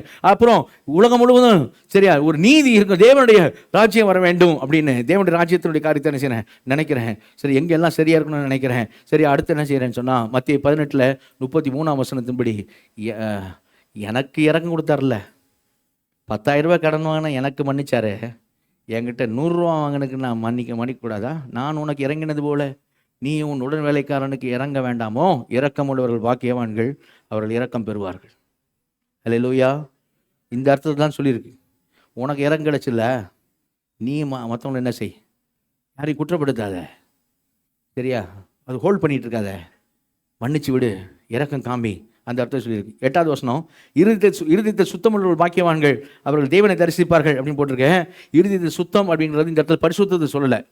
அதனால பரிசுத்த வாழ்க்கை வேண்டான்னு சொல்ல பைபிள். மற்ற இடத்துல சொல்லுது பரிசுத்த வாழ்க்கை வாழ வேண்டாம். இந்த இடத்துல இருதயத்தை சுத்தம்னு சொல்கிற வார்த்தை எப்படிப்பட்ட வார்த்தைன்னு சொன்னால், அது தண்ணியே கலக்காத பால், சுத்த பால், அது மாதிரி. சரியா, எப்படி சொல்லியிருக்குன்னா, 22 கேரட் இல்லை, 24 கேரட் கோல்டு, பியோர் கோல்டு, சுத்தமான தங்கம், அந்த அர்த்தத்தில் சொல்லி, கலப்படம் இல்லாமல். சரியா, கலப்படம் இல்லாமல். நான் தன்னை பார்த்து ஆண்டவர் சொன்னார், இதோ வருகிறான் இஸ்ரவேலில் கபடற்ற உத்தம இஸ்ரவேலன் வருகிறான்னு சொன்னார். அல்லேலூயா. கபடற்ற உத்தம இஸ்ரவேலன். யோவான் 1 லாஸ்ட்டில் இருக்கும். சரியா? அதுதான் சுத்தம். என்ன சுத்தம்னா இருதயத்தை சுத்தம் உள்ளவர்கள், கபடற்றவர்கள், யாருக்கு எந்த தீமையை நினைக்க மாட்டாங்க. தீமையை யோசிக்க மாட்டான், தீமையை நினைக்க மாட்டான், மற்றவங்களுக்கு தீமை செய்யணும்னு நினைக்க மாட்டான் மனசில். புரியுதா? அந்த அர்த்தத்தில் போட்டிருக்கு. உட்காந்து தீமை செய்து யோசிச்சுட்டு இருக்க மாட்டான், எப்படி பண்ணலாம் தீமையை, அப்படி யோசிக்கிறவன்ல. புரியுதா? ஏன்னா அவன் ஆவியில் எளிமை உள்ளவன். தேவனை ஏற்றுக்கொண்டு இருக்கிறார், தேவனை நினைத்திருக்கிறார், தேவனுக்கு ஸ்டாண்டர்ட்ல என்னால் இருக்க முடியேன்னு துயரப்பட்டுக்கிட்டு இருக்கான். சரி, அப்படிப்பட்டவனா இருக்கிறான். சரியா? மற்றவங்களை குற்றப்படுத்துற காரியம் இல்லை, அவனே ரொம்ப ஹம்பிளா இருக்கிறான், சாந்த குலமனவனா இருக்கிறான். சரியா? அவன் என்ன செய்யறான்னு சொன்னா, உலகம் முழுவதும் தேவனுடைய காரியம் வந்தால் நல்லா இருக்குமே நினைக்கிறான். சரியா? அப்படி அவன் வாஞ்சிக்கிறான். அவன் இறக்கம் கிடைச்ச போது மற்றவங்களுக்கு இறக்கம் கிடைக்கணும்னு என்ன செய்யறான், அவன் இறக்கம் கொடுக்கறவன் காணப்படுகிறான். அவன் எப்படி இருக்கிறான் அப்படின்னு, யாருக்கு இந்த தீங்கு நினைக்காதவனாக என்ன பண்றான் இருதயத்துல, அப்படி நினைக்கிறான். யாருக்கு இந்த தீங்கு நினைக்காதவனாக அப்படி இருக்கிறான், இருதயத்தை சுத்தமுள்ளவர்களாக இருக்கிறான். சரியா? அப்புறம் 9 சமாதானம் பண்ணுற பாக்கியவான்கள், அவர் தேவனுடைய புத்திரர் எனப்படுவார்கள். அப்படின்னா சமாதானம், அந்த நம்ம ஒப்புரவாக்குறதான ஊழியத்தை கர்த்தர் நமக்கு தந்திருக்கிறார். அல்லேலூயா. நான் தேவன் சத்ருவாக இருந்த, விரோதியாக இருந்தேன், என்ன தேவன் ஏற்றுக்கொண்டு சமாதானம் நான் பெற்றிருக்கிறேன் அவற்றில். என்ன மாதிரி நான் இருந்த மாதிரி இன்னொருத்த இருக்கிறான், நான் இருந்த மாதிரி இப்போ இருக்கிறான். அவனை எப்படி ஆகிலும் வருந்தி ஆகிலும் அவனை கூப்பிட்டு வந்து ஆண்டரோட சமாதானத்துக்கு அவனை கொண்டு வந்துடணும் அப்படின்னு நினைக்காம பாருங்க. சமாதானம் பண்ணுறவர்கள் பாக்கியவான்கள், அவருடைய தேவனுடைய பிள்ளைகள், தேவனுடைய புத்திரர் எனப்படுவார்கள். அல்லேலூயா. அதுக்கு பிறகு என்ன சொல்லுவான்னு பார்த்தீங்கன்னா, 11-12 வசனங்கள்லாம் பார்த்தீங்கன்னா, உங்களை துன்பப்படுத்தும் போது, உங்கள் மேலே இல்லாத பொருளாதாரம் சொல்லும் போது நீங்கள் என்ன பண்ண, அகமகிழ்ந்து களி கூறுங்கள், நீங்கள் பாக்கியவான்கள், ஏன்னா பரலோகத்துக்கு உங்கள் பலன் மிகுதியாக இருக்கும். உங்களுக்கு முன்னாடி இந்த தீர்க்கதரிசிகளையும் அவர்கள் அப்படி தான் செஞ்சிருக்கிறார்கள். அல்லேலூயா. அது சொல்லிட்டு ஆண்டு சொல்ல, நீங்கள் பூமிக்கு உப்பாக இருக்கிறீங்க. 12-13 பூமிக்கு உப்பாக இருக்கிறீங்க, உப்பு சாரமற்று போகாது எப்படி பார்த்துக்கிடுங்க. 14 நீங்கள் உலகத்துக்கு வெளிச்சமாக இருக்கிறீங்க. 16 உங்கள் வெளிச்சம் மனுஷன் முன்பாக பிரகாசிக்கிடவது. கவனிங்க, வெளிச்சம் மனுஷன் முன்பாக பிரகாசிக்கிடவது. ஏன் பிரகாசிக்கிடவது அப்படின்னு சொன்னால், அதை பார்த்து அவர்கள் யாரை மையப்படுத்தணும் அப்படின்னா, பிதாவை மையப்படுத்த வேண்டும். அல்லேலூயா. இப்போ நல்லா கவனிங்க, நான் சொல்கிறேன், இதெல்லாம் சொல்லிட்டேன்வா. மக்கள் கேட்குற பொதுமக்கள் அவங்களோட என்ன அப்படின்னா, அவங்க இதுவரைக்கும் என்ன நினைக்கிறாங்க, அப்போ நியாயப்பிரமாணத்தின்படி அதை முழுசாக கடைபிடித்து வாழ்ந்தால் தானே தேவனுக்கு பிரியமாக இருக்க முடியும். அதான் அவங்களை கூப்பிட்டார், வருத்தப்பட்டு பாரம் சுமக்கூர்ல எல்லாம் என்கிட்ட வாங்க, நான் உங்களை இலைப்பாறை தருவேன் பண்ணி கூப்பிட்டார். என்ன பாரம் நம்ம நினச்சிக்கோ, வேலை பாரான்னு. வேலை எல்லாம் இல்லை, அவன் எப்படியாகிலும் தேவனுக்கு பிரியமாக இருக்க வேண்டாம், நியாயப்பிரமாணத்தை முழுசாக கை கொண்டுன்னு அவங்க போராடிக்கிட்டு இருக்கான். அவன் சொன்ன, நீ என்கிட்ட வா, சரியா, என்கிட்ட வந்துரு, உன் சுமையை என்கிட்ட கொடுத்துரு, என் நுகத்தை ஏற்றுக்க ரொம்ப ஈஸி எந்து, சரியா, அன்பு பேஸ் பண்ணியிருக்குது எந்து, அதை ஏற்றுக்கன்னு ஆண்டவர் அங்கே மத்திய 11 இங்கே அதுதான் சொல்கிறேன். இப்படி நாங்கள் மக்களுடைய எண்ணம் என்னன்னா, நியாயப்பிரமாணத்தின்படி வாழ்ந்தால் தானே தேவனுக்கு பிரியமாக இருக்க முடியும் அப்படின்னு நினச்சிக்கிட்டு இருக்க மத்தியில் தான் இந்த பிரசங்கத்தை பண்ணுறாரு. அப்போ இந்த பிரசங்கத்தை கேட்குறவங்க கவனிங்க, இது வரைக்கும் நியாயப்பிரமாணத்தின்படி அந்த ஸ்டாண்டர்டில் பூர்ணமாக இருக்கிறது யாரோ அவங்க தான் தேவனுக்கு பிரியமாக இருக்க முடியும், அப்படி தான் இது வரைக்கும் பரிசேயர் சொல்லிட்டு வந்தாங்க. அப்படிதான் அவங்க பிரசங்கம் பண்ணிட்டு இருந்தாங்க. இவர் வந்தாரு, இவர் எப்படி பிரசங்கம் பண்றாரு அப்படின்னா, இவர் எப்படி சொல்றாரு, ஆவியில எளிமை உள்ளவர்கள் அப்படின்றாரு. பாவ நிலையை நினைத்து துயரப்படுவர்கள் பாக்கியவான்கள் அப்படின்றாரு. அவங்க சொன்னாங்க, நீ செத்த அவ்வளவுதான், முடிஞ்சு உனக்கு போ நரகந்தாம்ன்ற மாதிரி பேசினாங்க. ஆனா இவர் சொல்ற, அந்த ஆண்டவரை ஏற்றுக்கொண்டு இருக்கிற நான் அந்த பாவ நிலையை நினைத்து நான் துயரப்படுகிறேனே, அவர்கள் பாக்கியவான்கள் பேசுறாரு. இவருடைய பிரசங்கம் ராடிக்கலா இருக்கு, வித்தியாசமா இருக்கு. சரி, இவர் எப்படி சொல்லிருக்கு, இது வரைக்கும் அவங்க சொன்னது வேற, இவர் வேற காரியம் சொல்றாரு. அப்ப அவங்க மைண்ட்ல எது வருதுன்னா, நியாயப்பிரமாணம் அப்படின்னு யோசிக்கிறாங்க. இப்போ நியாயப்பிரமாணம், ஏன்னா இவர் சொல்றது எல்லாமே வித்தியாசமா இருக்கு. சரியா, இது மாதிரி யாருமே சொல்லல. இவங்க தான் இப்படிப்பட்ட ஜனங்கள் பாக்கியவான்கள், இது வரைக்கும் யாருமே சொன்னதில்லை.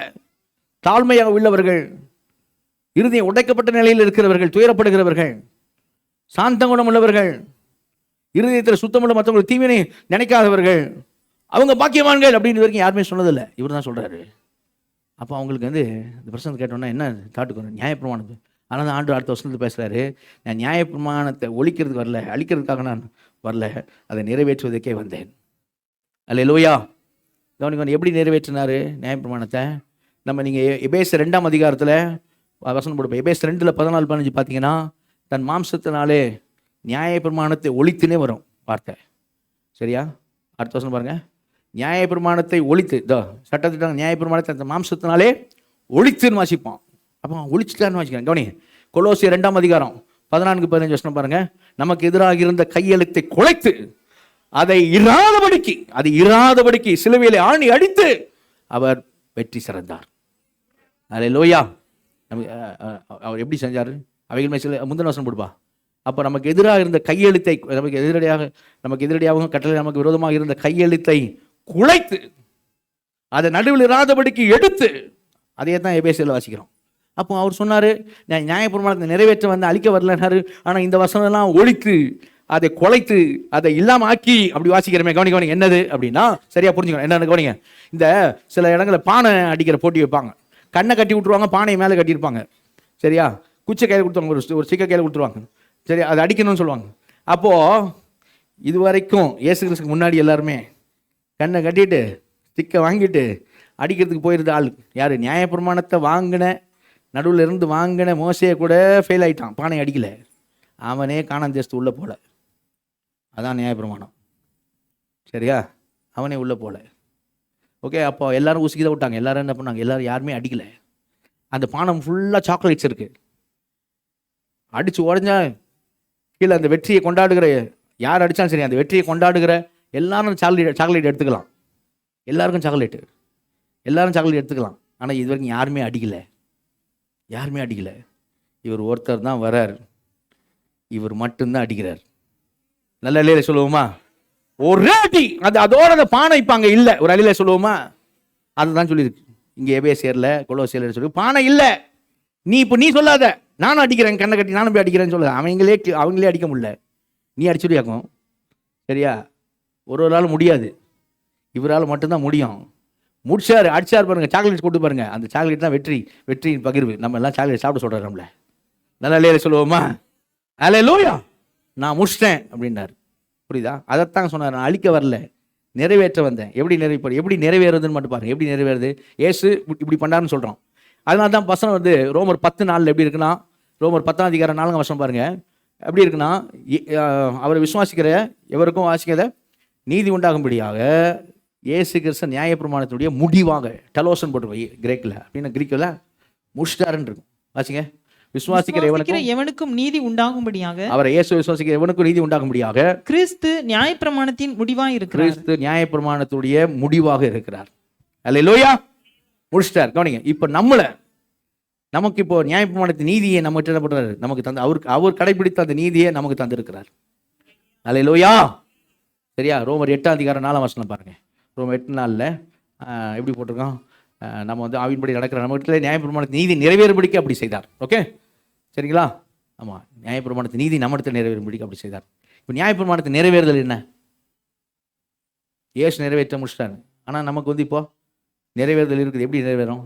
ரோமர் 13:10 வசனம். ரோமர் 13:10.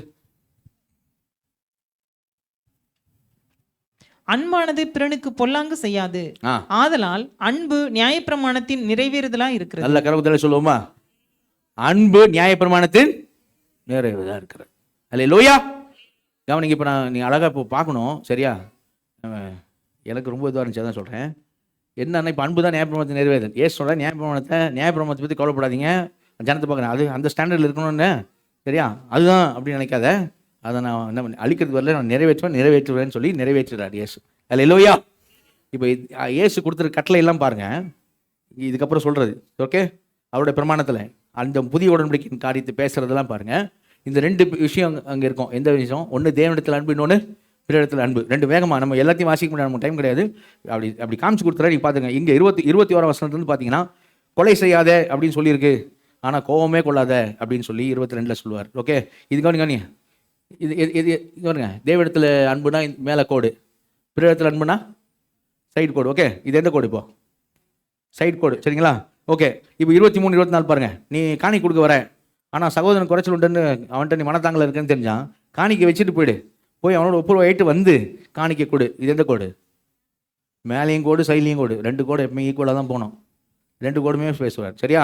அடுத்து நீங்கள் 27 பார்த்தீங்கன்னா, விபச்சாரம் செய்யாது சொல்லுக்கு. சரி, இச்சையோட பார்க்காத அப்படிங்கிறார். ஓகே, அது எந்த கோடு? நம்ம சொல்லுவோம் சைட் கோடு தான் சொல்லுவோம், ஆனால் எந்த பாவமும் தேவனை பாதிக்கும்.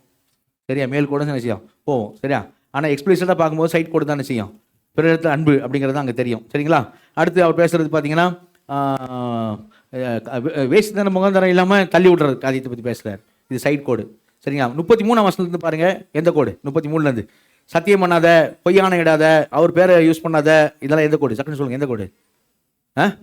மேல்கோடு. சரிங்களா? மேலே தேவனிடத்தில் அன்பு. சரி, தேவனிடத்தில் அன்பு. அடுத்து பாருங்க 39 பாருங்க. உன்னோட வழக்காடுறவங்களுக்கு கூட நீ வழக்காடாத, 1 மைல் தூரம் 2 மைல் தூரம் போ, கேட்குற எவருக்கும் கொடு, சத்துருவி ஸ்நேகி. இதெல்லாம் எந்த கோடு? சைடு கோடு. சரி, எக்ஸாம்பிள் என்னது? உன் பிதா அப்படி ஸ்நேகிக்கிறவ நீ என்ன பண்ணு? ஸ்நேகி. உன் பிதா பூர்ண சத்துவம் நீயும் இரு. மேல் கோடில் அவர் எப்படி இருக்கார் பாரு, அது மாதிரி நீ என்ன பண்ணு? சைட் கோடில் என்ன பண்ணு? இருன்னு சொல்கிறார். ஓகே. 6 பாருங்க, தர்மம் பண்ணும்போது எந்த கோடு? 2 கோடு. தர்மம் பண்ணும்போது இப்படி பண்ணு, அப்படி பார்க்குறவர் உனக்கு பதில் கொடுப்பார். நல்ல இல்லையே சொல்லுவோமா? நீ மறைமுகமாக பண்ணுற, அவர் மறைமுகமான உனக்கு பதில் கொடுப்பாரு. 5ஆம் வசனம் பாருங்க, ஜெபம் பண்ணு. ஜெபம் பண்ணுறது எந்த கோடு? என்ன டக்குன்னு சொல்லுங்க, எந்த கோடு? மேல் கோடு. ஓகே. ஜெபம் பண்ணும்போது. Okay, right. அதுக்கப்புறம் எப்படி ஜெபம் பண்ணணும்னு சொல்லி கொடுக்குற ஆண்டவர். சரிங்களா? ஓகே. 16 உபவாசிக்கும் போது எந்த கோடு? மேல் கோடு. உபவாசிக்கும் போது. ஓகே. அடுத்து பார்த்துக்கிடுங்க, 2 எஜமான கூலியும் செய்ய முடியாது. 24 எந்த கோடு? மேல் கோடு. அவர் கூலியும் செய்யலாம், 2 எஜமான கூலியும் செய்ய முடியாது. அதுக்கு பிறகு பார்த்தீங்கன்னா, ஒன்றையும் கவலைப்படாத, எண்ணத்தை உண்ணுமோ எண்ணத்தை குடிப்போம், முதலாவது தேவ ராஜ்யம் நீதியின் தேடு. எந்த கோடு? மேல் கோடு. சரிங்களா? 7ஆம் அதிகாரம் 1ஆம் வசனம், மற்றவர்கள் குற்றவாளியும் தீர்க்காது. எந்த கோடு? ரைட் கோடு. இப்போ நீங்களே பார்த்தீங்களா, மலை பிரசங்கம் ஃபுல்லாக அன்பில் பேஸ் பண்ணி தான். ஏன்னா அன்பு தான் நியாயப்பிரமாணத்தை நிறைவேறுதலாக இருக்குது. அல்லேலூயா. அன்பை பேஸ் பண்ணி தான் கொடுத்துருக்கிறார். சரியா? அன்பை பேஸ். இப்போ முக்கியமானது ஒன்று வாசிக்கலாம். அந்த மத்திய 5 20ஆம் வசனம் வாசிங்க. மத்திய 5 20. வேதபாரகர் பரிசேயர் என்பவர்களுடைய நீதியிலும் உங்கள் நீதி அதிகமாக இராவிட்டால் பரலோக ராஜ்யத்தில் பிரவேசிக்க மாட்டீர்கள் என்று உங்களுக்கு சொல்லுகிறேன். பாருங்க, உடனே அவங்க யாரை நினைப்பாங்க தெரியுமா? கவனிங்க. நியாயப்பிரமாணத்தின்படி கை கொள்ளணும், நியாயப்பிரமாணம். அவங்க என்ன எல்லாருக்கும் என்ன தெரிஞ்சதுன்னா, பரிசேயெல்லாம் ரொம்ப க்ளோஸு தேவனுக்கு. அப்படிதான் மக்கள் நினச்சிருந்தாங்க. இவர் சொன்னார், அவங்க க்ளோஸ் கிடையாதுப்பா, நீங்கள் தான் க்ளோஸ்ன்னார். ஒரு வழியில் சொல்லுவோமா? அவங்க எட்ட நிற்கிறான், பெருமையில் நிற்கிறான், அவன் எட்ட நிற்கிறான். அவன் நிற்கிறது சுயநீதியில். அவன் நிற்கிறது சுயநீதியில் நிற்கிறனால அவன் தேவனிடத்தில் போக முடியாது. பரிசேய நீதியில் உங்கள் நீதி அதிகமாகிராவிட்டால் நீ பரலோகத்தில் பிரவேசிக்க மாட்டீங்க அப்படின்னாரு. கவனிங்க. பரிசேய நீதியில் உங்கள் நீதி அதிகமாகிவிட்டால். பரிசேயருடைய நீதி சுயநீதின்னு சொன்னேன், அவன் செய்கிற காரியத்தினால் உண்டாகிற நீதி. சரியா? இதை தெரிஞ்சுக்கணும்னா லூக்கா 18 அவன் சொல்கிறான்ல, நான் அங்கே பார்த்தீங்கன்னா தெரியும், ஜெபம் பண்ணும்போது, நான் வாரத்துக்கு 2 முறை உபவாசிக்கிறேன், நான் எனக்கு உள்ளாண்ட எல்லாத்துக்கும் தசமமாக கொடுக்குறேன், நான் செய்கிறேன், நான் அப்படின்னுவான். ஓகேவா? அது சுயநீதி. பரிசேய நீதியிலும் உங்கள் நீதி அதிகமாகிராவிட்டால் நீங்கள் பரலோகத்துக்கு வரமாட்டீங்கன்ட்டார். பரிசேய நீதியிலும் அதிகமான நீதி என்ன நீதி? Very good. என்ன நீதி?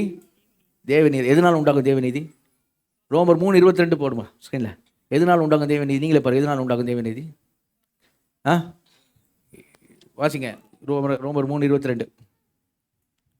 அது இயேசு கிறிஸ்துவை பற்றும் விசுவாசத்தினால் பலிக்கும் தேவநீதியே. விசுவாசிக்கிற எவர்களுக்குள்ளும் எவர்கள் மேலும் பலிக்கும் வித்தியாசம். இயேசு கிறிஸ்துவை பற்றும் விசுவாசத்தால் பலிக்கும் தேவநீதி. அல்லேலூயா. விசுவாசிக்கிற எவர்கள் மேலும் எவர்களுக்குள்ளும் அது பலிக்கும், வித்தியாசமே கிடையாது. அல்லேலூயா. இந்த நீதிக்கு மேலான எந்த நீதியும் இல்லை. இதுதான் பரிசேய நீதியிலும் மேலான நீதி. அல்லேலூயா. வெள்ளால கவனிங்க. பரிசேய நீதி என்னன்னு சொல்ல, பரிசேயன் எழுதப்பட்டிருக்கு. அதனால நான் அப்படி இருக்கிறேன், அதனால அப்படி இருக்கிறேன் அப்படிதான் இருப்பான். இருதயத்துல மாற்றம் இல்லை. லிசன், இருதயத்துல மாற்றம் இல்லை. வெளிப்புறமான செயல்கள் தான் காரியங்கள், இருதயத்துல மாற்றம் கிடையாது. சரியா? அதனால தான் ஒருத்தன் ஐஸ்வர்யவான் வந்தானா, நித்திய ஜீவனை பெறதுக்கு என்ன பண்ண கேட்டானா, கட்டளை கை கொண்டு சொன்னாரா, எல்லாத்தையும் கை கொண்டிருக்கேன்னு சொன்னானா. சரியா? இப்போ சொன்னாரு, போய் உனக்கு கொண்டாட விட்டுட்டு போய் தரித்திரம் கொடுத்துட்டு வான்னு சொன்னாரா. அவனால முடியல. ஏன்? அவன் விற்கிறான பண்ணிட்டு இருந்தான். ஆனால் வெளிப்புறமாக கேட்கும்போது கட்டளை கடைபிடிக்கிறேன்னு சொன்னான், எல்லாத்தையும் கடைபிடிக்கிறேன்னா. நீங்கள் நல்லா பார்த்தீங்கன்னா அங்கே ஆண்டவர் பேசும்போது அவன்கிட்ட தேவன் பக்கம் இருக்கிற கட்டளை இப்போ சொல்ல மாட்டார். எவைகளையும் கேட்டனா, கொலை செய்யாதிருப்பாயாக, விபச்சாரம் செய்யாதிருப்பாயாக, களவு செய்யாதிருப்பாயாகன்னு மனுஷன் இந்த பின்னாடி வரதான் ஆண்டவர் சொல்லுவார். அவன் சொல்லுவான், அதெல்லாம் கரெக்டாக கடைபிடிச்சிருக்கேன்னுவான். முதல் நாளில் மிஸ் பண்ணியிருக்கேன். நீ கடைபிடிக்கலன்னு சொல்ல மாட்டேன், முதல் நாளில் நீ மிஸ் பண்ணியிருக்கேன். உன் இருதயத்தில் உன் பொருளாசை இருக்குது, விக்கிரக ஆராதனை பொருளாசை உனக்கு கூட இருக்குது. நீ ஐஸ்வர்யத்தை, தேவனை பார்க்க ஐஸ்வர்யத்தை அதிகமாக நேசிக்கிற, ஸ்கேன் பண்ணிட்டாரு. ரைட்டா? இப்போ நீ வித்துட்டு வாண்டுறாரு, முடியல உன்னால. ஏன்? அது தடுக்குது அந்த விக்கிரகம். புரியுதா? ஃபெயில் ஆகிட்டான். அப்போ இருதயம். இப்போ நல்லா கவனிங்க. இந்த மலை பிரசங்கத்தில் இயேசு கொடுக்குற கட்டளைலாம் நீங்கள் பாருங்க, எதை பேஸ் பண்ணி தருவார் அப்படின்னா, வெளிப்புறமான கிரியைகள் இல்லை, இருதயத்தை பேஸ் பண்ணி தருவார் ஆண்டவர். அல்லேலூயா. எக்ஸாம்பிளுக்கு சொல்கிறேன், எக்ஸாம்பிள் புரிஞ்சுக்கிறதுக்கு அவருடைய பிரசங்கத்தை.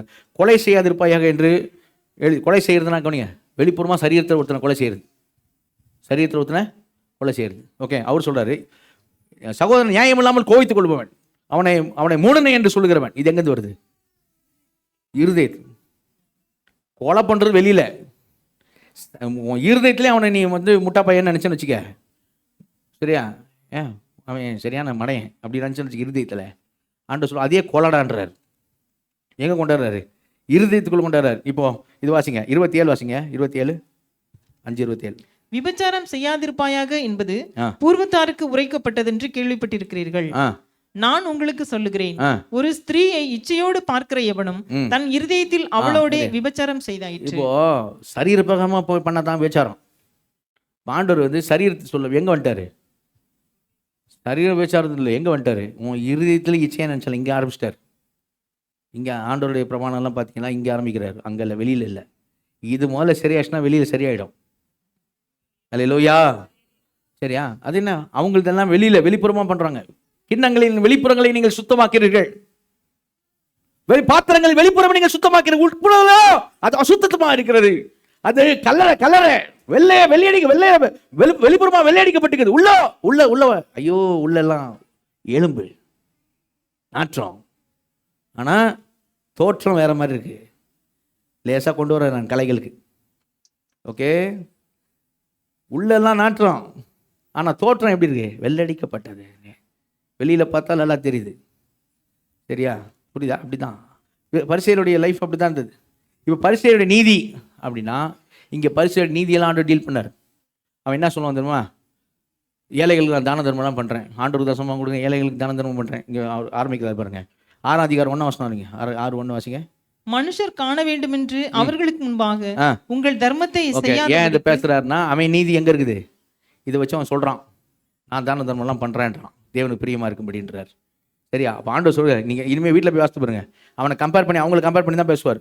அவன் எல்லாரும் பார்க்குற மாதிரி பண்ணுகிறான், நீ அப்படி செய்யாத, நீ அப்படி பண்ணாதன்னுவார். அவன் எல்லாரும் பார்க்குறபடி புகழும்படி பண்ணுறான், நீ அப்படி செய்யாதன்னுவார். அடுத்தே போல் நீங்கள் 5ஆம் வசனம் பாருங்க. அன்றியும் நீ ஜெபம் பண்ணும்போது. அப்போ அவன் என்ன பண்ண வரிசை என்ன பண்ணுறான்? ஜெபம் எல்லாரும் பார்க்குற மாதிரி, எல்லாரும் பார்க்குற மாதிரி. புரியுதா இல்லையா? எல்லாரும் பார்க்குற மாதிரி ஜெபம். எல்லாரும் சொல்லுவான் அவன் ஜெபம், அவன் ரொம்ப பயங்கர ஜெபிக்கிறாள்ப்பா அப்படி. ஆண்டு சொல்கிறார், இல்லை அவனை மாதிரி நீ பண்ணாத, அவன் நீதி இல்லை, உனக்கு வர்றது தேவ நீதி. அல்லேலூயா. அவன் நீதி செல்லாது. சுயநீதினால யாரும் தேவன்ட்டு பிரியமாக இருக்க முடியாது, ஒப்புரவாக முடியாது. அப்போது அவன் பண்ணுற மாதிரி தர்மம் வெளியரங்கமாக பண்ணாத, அவன் பண்ணுற மாதிரி ஜெபம். அடுத்து என்ன சொல்கிறார் நீங்களே பாருங்கள். 16 வாசிங்க. 16.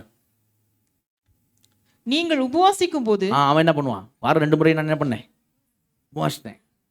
சரியா? இப்போ நிறைய பேர் எப்படி பிரசங்கம் பண்ணுறாங்க அப்படின்னா, இங்கே நீதி தேவ நீதி சொல்லுங்கிற ஆண்டவர். நிறைய பேர் எப்படி பிரசங்கம் பண்ணுவாங்கன்னா, அவன் நீதியை பார்க்கும் நீதி அதிகமாக இறவிட்டால் நீங்கள் பரலோக ராஜ்யத்தில் பிரவேசிக்க மாட்டீர்கள். அவன் வாரத்தில் 2 முறை உபவாசிக்கிறான், நீ 3 முறை உபவாசிக்க விட்டால் பரலோகம் வரமாட்டே அப்படின்னு.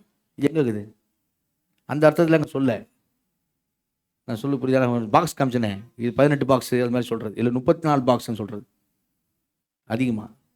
அங்கே அதில் சொல்ல வேண்டார், தேவநீதி பற்றி பேசிக்கிட்டு இருக்காரு. பரிசேயரோட கம்பேர் பண்ணுறாரு.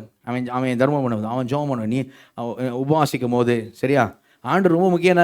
ஹார்ட் 21 வசனம் வாசிங்க. 6:21 வாசிங்க. உங்கள் பொக்கிஷம் எங்கே இருக்கிறதோ அங்கே உங்கள் இருதயமும் இருக்கும். இருதயம் தான். அவனோட இன்னொரு காரியம் தெரியுமா? சொன்னேன், கவனி. தர்மம் பண்ணுவான், ஜெபம், உபவாசம். சரியா? 7ஆம் அதிகாரம் 1 வசனம் வாசிங்க. 7ஆம் அதிகாரம் 1 வசனம். நீங்கள் குற்றவாளிகள் என்று தீர்க்கப்படாதபடிக்கு மற்றவர்களை குற்றவாளிகள் என்று தீர்க்காதிருங்கள். அவனை எப்படி திட்டா தெரியுமா ஆண்டவர்? 5ஆம் வசனம். மாயக்காரனே, முன்பு உன் கண்ணில் இருக்கிற உத்திரத்தை எடுத்து. மாயக்காரனே அப்படின்றது அவனை மாயக்காரன்ன்றார். ஏன் அப்படின்னா, அவன் என்ன, அவன் பக்கம் நிறைய பிரச்சனை இருக்குது, ஆனால் மற்றவங்களை என்ன பண்ணுறான்? நியாயம் தீர்த்து நிறுறான். கவனிங்க, சபையில் யாரும் அப்படி இருக்கக்கூடாது. ஆண்டவர் பார்க்குற மாதிரி பார்க்கணும். ரலியில சொல்லுவோமா? நல்லா உச்சா மலையில சொல்லுவோமா? இயேசுவை போல 100% பூரண நல்லவன் நானே சொல்றவங்க மட்டும் எழும்பி நில்லுங்க பார்ப்போம். இயேசுவை போல 100% நான் பூர்ண நல்லவன் கிடையாதுங்க. புரியுதா? நான் அந்த பிரசங்கத்தில் திங்கிழமை பிரசங்கத்தில் கூட சொன்னேன். என்கிட்ட ஒரு சகோதரன் முடிச்ச பிறகு வந்து கேட்டார், தானியேல் குற்றமற்றவன் பைபிளில் போட்டிருக்கேன்னாரு. நான் சொன்னேன், பைபிள் எழுதுனது வந்து பரிசுத்தவான்கள் ஒவ்வொன்றும் என்னென்ன பாவம் செஞ்சாங்க அதுக்காக பைபிள் எழுதப்படலை, நம்முடைய மீட்பின் வரலாறுகள் எழுதப்பட்டிருக்குது. இருந்தாலும் அதிலிருந்து நம்ம கண்டுபிடிச்சிக்கிறோம். நீங்கள் இப்போ தானியேலை சொன்னீங்கன்னா, தானியேல் வந்து யூத மக்கள் விடுதலையாகி போகும்போது அவன் போல யூதா தேசத்துக்கு அங்கேயே தங்கிட்டான், பாபிலோனே தங்கிட்டான். அதான் ஹிஸ்ட்ரி. சரி, அப்படி தானியேல் குற்றமற்றவனாக இருந்தால் அவன் 9ஆம் அதிகாரத்தில் பாவத்தை அறிக்கை செய்ததுக்கு அவன் ஜெபம் பண்ணணும். அவன் பாவம் அறிக்கை செஞ்சு ஜெபம் பண்ணான்னு போட்டிருக்கும் பாரு. சரியா? இயேசுவை தவிர பூர்ண புருஷன் யாரும் கிடையாது. சரிங்களா? அப்போது இந்த பரிசேய நீதி இதை ஆண்டு கொண்டு வர்றாரு. அவங்கள மாதிரி இருக்காத சபையில். கவனிங்க, உண்மையை சொல்கிறேன். சபையில் ஆண்டு அருவருக்கிற விஷயம் என்னன்னு சொன்னால் இதை மாதிரி பண்ணுறது. நான் ஏற்கனவே காமிச்சேன், ரோமர் 8 நான் காமிச்சேன் அன்றைக்கி மண்டே மெசேஜில். தேவனே நீதிமாக்கி ஆக்கியிருக்க அவனை குற்றப்படுத்துகிறவன் சொல்லுங்க. அந்த வசனம் நான் போடுப்பா. ரோமர் 8 35 பாருங்க. 35 இல்லை, 32 வரும், 33. தேவனே நீதிமானாக்கியிருக்க அவனை குற்றப்படுத்துகிறவன் யார்? சரியா? தேவன் தெரிந்து கொண்டவர் மேல் குற்றம் சாட்டுகிறவன் யார்? தேவனே அவர்கள் என்ன ஆக்கியிருக்கிறாரு? நீதிமாக்கிற. நீ யாருன்னு கேட்குது பைபிள். நீ யார் குற்றப்படுத்து? அப்போ நீங்கள் என்ன கேட்கலாம்? அப்போ அவன் என்ன வேணா செஞ்சு போகலாமா சார்? என்ன வேணா செய்யலாமா அப்படின்னு கேட்டிங்கன்னு வச்சுங்களேன். சிபிமா என்ன வேணா செய்யலாமா அப்படின்னா பைபிள் என்னமா சொல்லுது? இல்லை அப்படி இல்லை, என்ன வேணா செய்யலாம் இல்லை. ஆனால் நீ என்ன செய்யணும் அப்படின்னா, இப்போ சிபி தான் அப்படின்னா சிபியை பற்றி நீ போயிட்டு மற்றவங்கள்ட பேசினுங்கிறது பைபிள் சொல்லலை. மற்றவங்கள்ட அவன் சிபி பற்றியா என்ன பண்ணுகிறான் அப்படி சொல்ல பைபிள் அது மாதிரி பேசல. பைபிள் அது புறங்குறுதல்னு சொல்லுது, அதை ஒளிச்சிருன்னு சொல்லுது, வேணான்னு சொல்லுது. ஏன்னா தேவன் நீதிமாக்கி இருக்கிற மனுஷனை நீ குற்றப்படுத்தின்னு இருக்கிற. அப்போ நீ யாரு? தேவனுக்கு மேலேயே நீ? அவரே நீதிமானாக்கி இருக்கிறாரு, அவனை எதுக்கு நீ குற்றப்படுத்துறேன்னு கேட்குது பைபிள். இன்னொரு வருஷம் கூட இருக்குது, நான் காமிச்சிருந்தா மெசேஜ் வேறு மாதிரி போயிடும். சரியா? அப்போ என்ன செய்ய சொல்லுது பைபிள் அப்படின்னா, எதுக்கு அவனை கூப்பிட்டேன், என்ன செய்ய சொல்லுது பைபிள்னா எப்படி நடக்கணும்னு சொல்லு பைபிள். அன்பா அவன்கிட்ட போய் சிபி இது மாதிரி நான் கேள்விப்படுறேன்பா, வேண்டாம்பா இது மாதிரிலாம் செய்யாது என்னம்மா, சரியா? ஆமாம். இது எப்படி இருக்குது? நான் கேள்விப்பட்டது உண்மையாக இருக்கக்கூடாதுன்னு நினைக்கிறேன் தம்பி, சரியா? இது எப்படி இருக்குது? இல்லை நானே பார்த்துட்டேன், நானே பார்த்தேன், எனக்கு ரொம்ப மனசு கஷ்டமாக இருந்தது சிபி, இது மாதிரிலாம் பண்ணாதப்பா, சரியா? ஆண்டு பிள்ளைங்க நம்ம அப்படிலாம் செய்யக்கூடாது என்னம்மா, போங்க. இது எப்படி இருக்குது சொல்லுங்க. நீங்கள் இப்போ அவனை சொன்னேன்னு ஏதோ நினச்சினுக்கிறீங்க இல்லையா? அவன் பாவம், சரி, நான் ஒன்று எதுவும் சொல்ல. ஓகே, பயங்கரமான ஆளுங்க போனீங்க. சரி கோலிங்க. அப்போது இது எப்படி? இப்போ நான் சொன்னல அவன் எதாவது இடல அவனா கவனிங்க. அவன் ஆவிக்குரிய ஜீவத்தை கட்டி எழுப்புமா இல்லை அந்த பில்டிங்கை உடைச்சி தள்ளுமா? நான் பண்ணது சொல்லுங்கள். கட்டி எழுப்புங்க. அப்படி தாங்க பைபிள் சொல்லுது. ப்ளீஸ் உங்கள் எல்லாரும் தயவாக கேட்குறேன், அன்போடு கேட்குறேன், சபையில் வந்து இதை செய்யாதீங்க. ஒருத்தர் குற்றப்படுத்துகிற வேலை வேண்டாம். அந்த வேலை பரிசெய்கிற வேலை, அது வெளிப்படுத்திய விசேஷம் 12 அந்த வேலை சாத்தானின் வேலை. நீ சாத்தானோட ஊழியக்கார மாதிரி இருக்கக்கூடாது. அவர் நீதிமானாக்கின குற்றப்படுத்துறதுக்கு நீ யாரு? போய் அங்க பேசுறது, இங்க பேசுறது, அங்க பேசுறது, இங்க பேசுறது, போன்ல பேசுறது, எதுக்கு?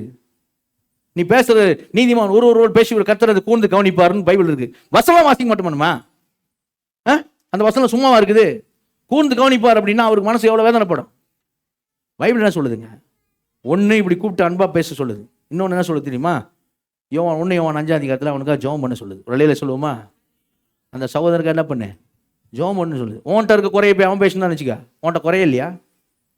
அவன்கிட்ட இருக்க குறை நீ பேசின, ஓன்ட்ட இருக்க குறை அவன் பேசினா அப்போ என்ன தான் நடக்குது சொல்லுங்க? ஒருத்தர் எல்லாரும் ஒருத்தர் குறை தான் பேசணும். அப்படியா சொல்ல பைபிள்? இந்தாங்க இது ஊழியமா? இது அட்டூழியங்க. இது ஊழியம் கிடையாது, அட்டூழியம் அது. சரியா? அதனால் அங்கே அது பரிசெய்ய தான் செய்கிறாங்க அந்த வேலையெல்லாம். அது நம்ம ஆண்டு பிள்ளைங்க நம்ம என்ன செய்யக்கூடாது, அதெல்லாம் செய்யக்கூடாது. அல்லேலூயா. அதுக்கப்புறம் என்ன சொல்கிறார் பாருங்க, மத்திய 7 வந்துருங்க. இப்போ அது வரைக்கும் வந்துட்டோம்.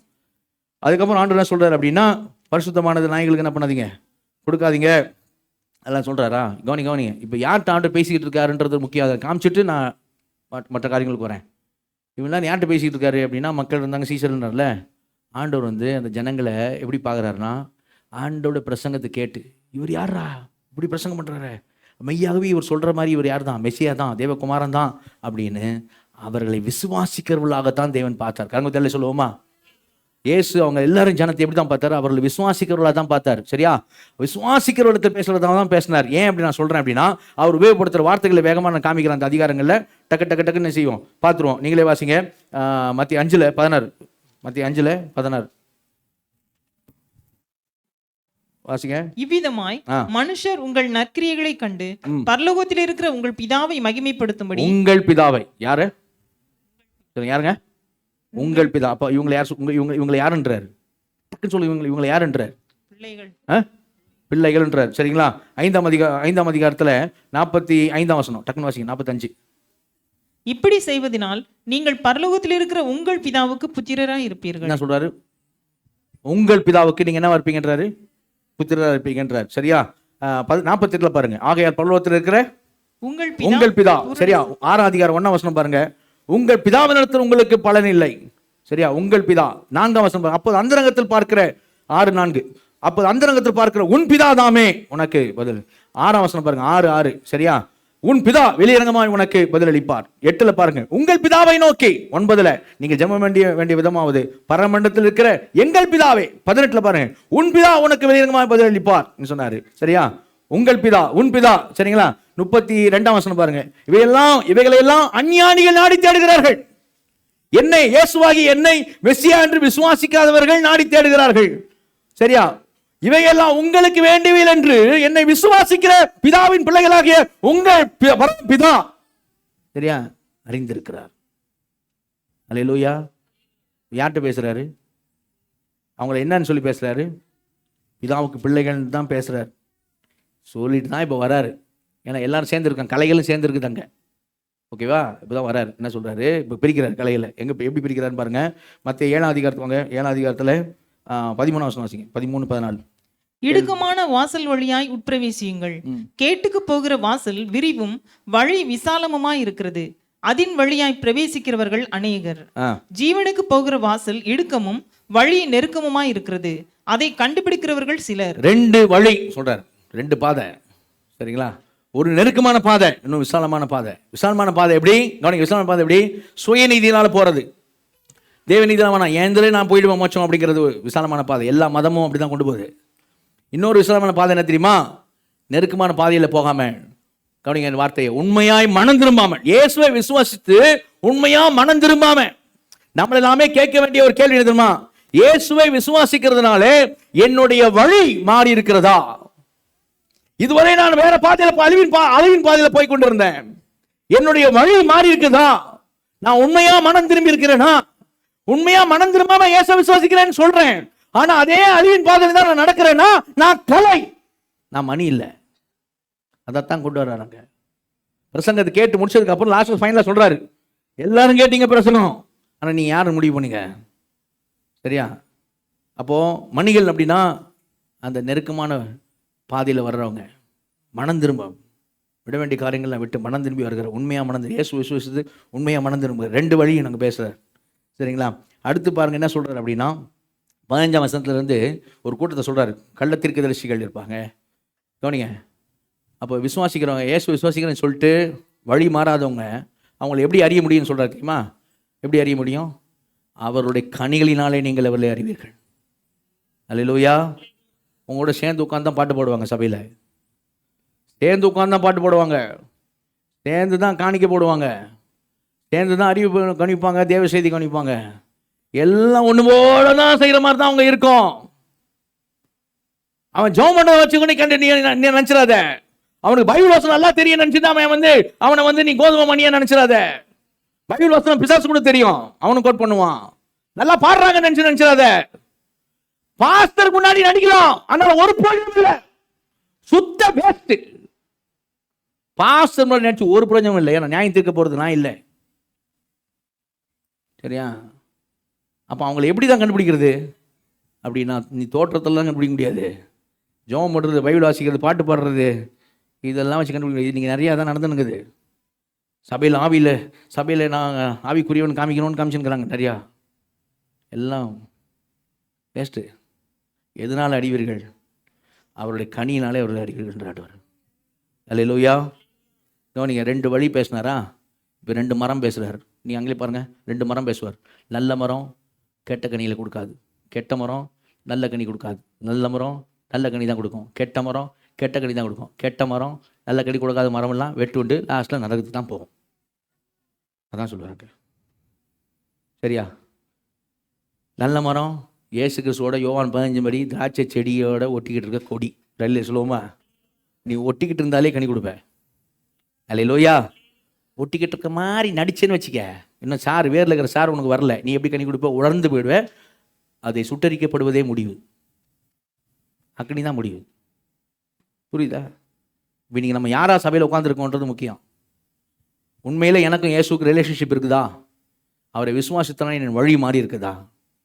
என் பாதை மாறி இருக்குதா? இல்லை நான் மக்கள் முன்னாடி நடிக்கிறேன்னா? இது ஞானஸ்நானம் கணக்கு கிடையாது.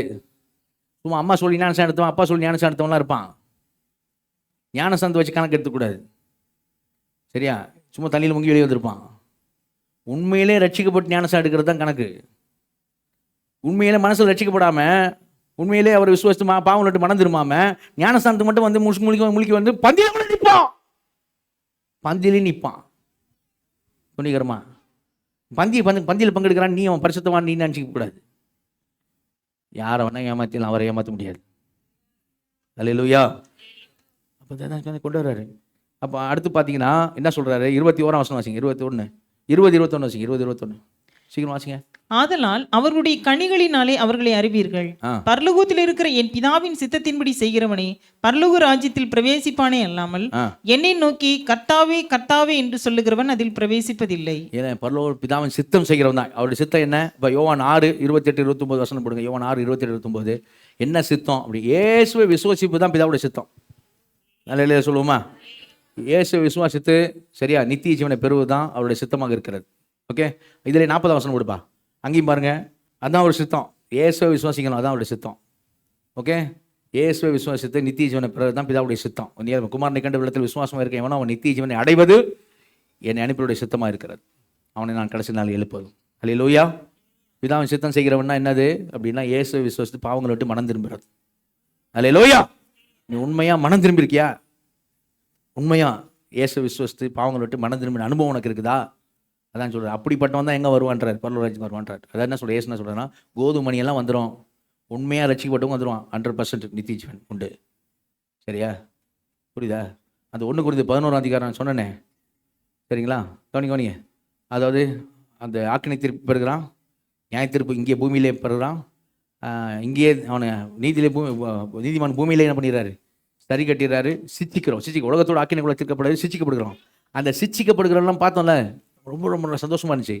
அந்த வசனங்கள் உனக்கு லவ்வா தெரிஞ்சிச்சுன்னு வச்சுக்க, தேவனுடைய லவ் அன்பா தெரிஞ்சிச்சுன்னா நீ ரட்சிக்கப்பட்டிருக்க. அது லைசன்ஸாக தெரிஞ்சு வச்சுக்க, நீ ரட்சிக்கப்படலை. நீ கலை. அது மட்டும் உனக்கு லைசன்ஸாக தெரிஞ்சிச்சு, ஓ எப்படினாலும் போயிடலாமா? என்ன லாஸ்ட்ல சாவு அதானே, எப்போ வேணாலும் சாவு கொடுத்துக்கானா, எப்படி எடுத்துருவாரு மேலே, ரைட்டு அப்போ நான் என்ன வேணா பண்ணுறேன் அப்படிங்கிற மாதிரி தாட்டு வந்துச்சுனால நீ லைசன்ஸாக அதை பார்க்குற, நீ ரசிக்கப்படலை, நீ கலை தான். ஆனால் யார் அது பார்ப்பாங்க? எப்படி பார்ப்பாங்கன்னா, அன்பா எவ்வளோ மேலே அன்பாக வச்சுருக்கிறாரு. பரிசுத்தத்துக்காக வைராகம் பாராட்டுறாரு, அதே நேரம் கிருபையாகவும் இருக்கிறாரு. பரிசுத்து வைராகம் பாராட்டுறதுனால எனக்கு ஒரு ஆக்கினை தண்டனை கொடுத்துறாருன்னா என் லைஃப்பை முடிக்கிறாரு. ஆனால் அதனால் என் நரகத்தை தள்ளாமல் என்ன பண்ணுறாரு? அவரோட எடுத்துக்கிறாரு. கிருபையாக இருக்கிறாரு. தேவன் மேலே எவ்வளோ அன்பாக இருக்கிறாருன்னு பார்க்கலாம். அன்பு இல்லை தெரிஞ்சுன்னா நீ ரசிக்கப்பட்டிருக்க. எனக்கு தான் வித்தியாசம். இங்கே தான் வித்தியாசம் தான் கொண்டு வர ஆண்டவர். சரி, அப்போ இந்த கூட்டம் எப்படி இருப்பாங்கன்னா, அந்நாள் இருக்காங்க 22 பாருங்க. அந்நாள் அநேகரை நோக்கி கர்த்தாவே கர்த்தாவே நாமத்தினால் தீர்க்கதரிசனம் உரைத்தோம் அல்லவா, நாமத்தினால் பிசாசு துரத்தினோம் அல்லவா, நாமத்தினாலே அநேக அற்புதங்களை செய்தோம் அல்லவா, அப்போது நான் அல்லவா என்பார்கள். அப்பொழுது நான் ஒரு காலம் உங்களை அறியவில்லை, அக்கிரம செய்யக்காரனை விட்டு அகன்று போகல் என்று அவர்களுக்கு சொல்லுவேன். கவனிங்க, இதெல்லாம் எப்படி நடந்துங்க? இயேசுவோட நாமத்தில் செஞ்சாங்கன்னு சொல்றாங்க அவங்க. நீங்க மார்க்ல 9ஆம் அதிகாரத்தில் பார்த்தீங்கன்னா, ஒருத்தன் வந்து இயேசுவோட சீசனாக இருக்க மாட்டான், பிசாசு துரத்திட்டு இயேசு நாமத்தில். யோவான் வந்து யாக்கோபு இயேசுவோட கேட்பாங்க, நான் அவனை தடுக்கிறோம் அப்படின்னா, இயேசு அவனை தடுக்காதீங்க, ஏன் நாமத்தில் செய்கிறவன் எளிதில் எனக்கு தீங்கு பேச மாட்டான் அப்படின்வார். அங்கே ஒருத்தன் செய்கிறான். அப்போஸ்தலர் 19ஆம் அதிகாரத்தில் பிரதான ஆசிரியனுடைய பிள்ளைங்க 7 பிள்ளைங்க போயிட்டு பிசாசு துரத்தும் போது துரத்த முடியாது, அவன் பிசாசு அவங்களை அடிச்சு துரத்தும். சரி, அப்போ அங்கே மட்டும் ஏன் நடக்கலை, இங்கே மட்டும் இவங்க மட்டும் எப்படி நடந்துச்சு, இவங்களுக்கு மட்டும் எப்படி நடந்துச்சு அப்படின்னீங்கன்னா, அங்கே சேவான அந்த பிரதான ஆசிரியர் பிள்ளைங்க வந்து தங்களை கிறிஸ்தவர்களாக சொல்லலை, கிறிஸ்தவர்களாக தங்களை காமிச்சிக்கல. அவங்க இருக்கிற யூத மார்க்கத்திலிருந்து இயேசு நாமத்தை சொன்னாங்க. ஆனால் அங்கே யோவான் அங்கே மார்க் 9 வாசிக்கிறோம் சரி, இந்த கூட்டமும் சரி, இவர்கள் தங்களை கிறிஸ்தவர்களாக காண்பித்தவர்கள், கிறிஸ்தவர்களாக சொல்லி இயேசுவின் நாமத்தை பயன்படுத்தினவர்கள். இதெல்லாம் கனி கிடையாது. தீர்க்கதரிசனம் வச்சது, பிசாசு துரத்துனது, அற்புதம் செஞ்சது, குணமாக்குனது, இதெல்லாம் கனி கிடையாது. ஆண்டவர் சொன்னாரு, நான் உங்களை அறியேன், ஐ டோன்ட் நோ யூ, அவ்வளவுதான், எனக்கு நீங்க யாருன்னு தெரியாதுன்றார். சரிங்களா? ஆனால் அந்த அற்புதம் நடந்துச்சு, பிதா நடக்க விட்டார். ஏன்? அந்த நடக்கப்பட்டது பாருங்க, யாருக்கு அற்புதம்? அவன் ஒருவர் இயேசு அறிஞ்சிருப்பான். யாருக்கு அற்புதம் நடந்துச்சோ, யார் பிசாசு துரத்தப்பட்டதோ அவங்க இயேசு வந்திருப்பாங்க. இவன் அக்கௌண்ட்ல இவன் கலை. ஏன் அக்கிரம செய்யக்காரரே நான் உங்களை அறியன்னு சொன்னா, உண்மையை மணந்துரும்ல. சபையில் இருந்தாங்களா? நம்ம சபையில் தான் இருந்தாங்க. சரியா? இது இப்போ இதுக்கு ஒத்த ஒரு காரியத்தை நான் சொல்கிறேன். தம்பி கொஞ்சம் வாங்க, சீக்கிரம் எடுங்க, வாங்க, இது எடுத்தாங்க வைங்க. ஒரு ஸ்டோரி சொல்கிறேன், நான் படம் போட்டே சொல்கிறேன், சரிங்களா?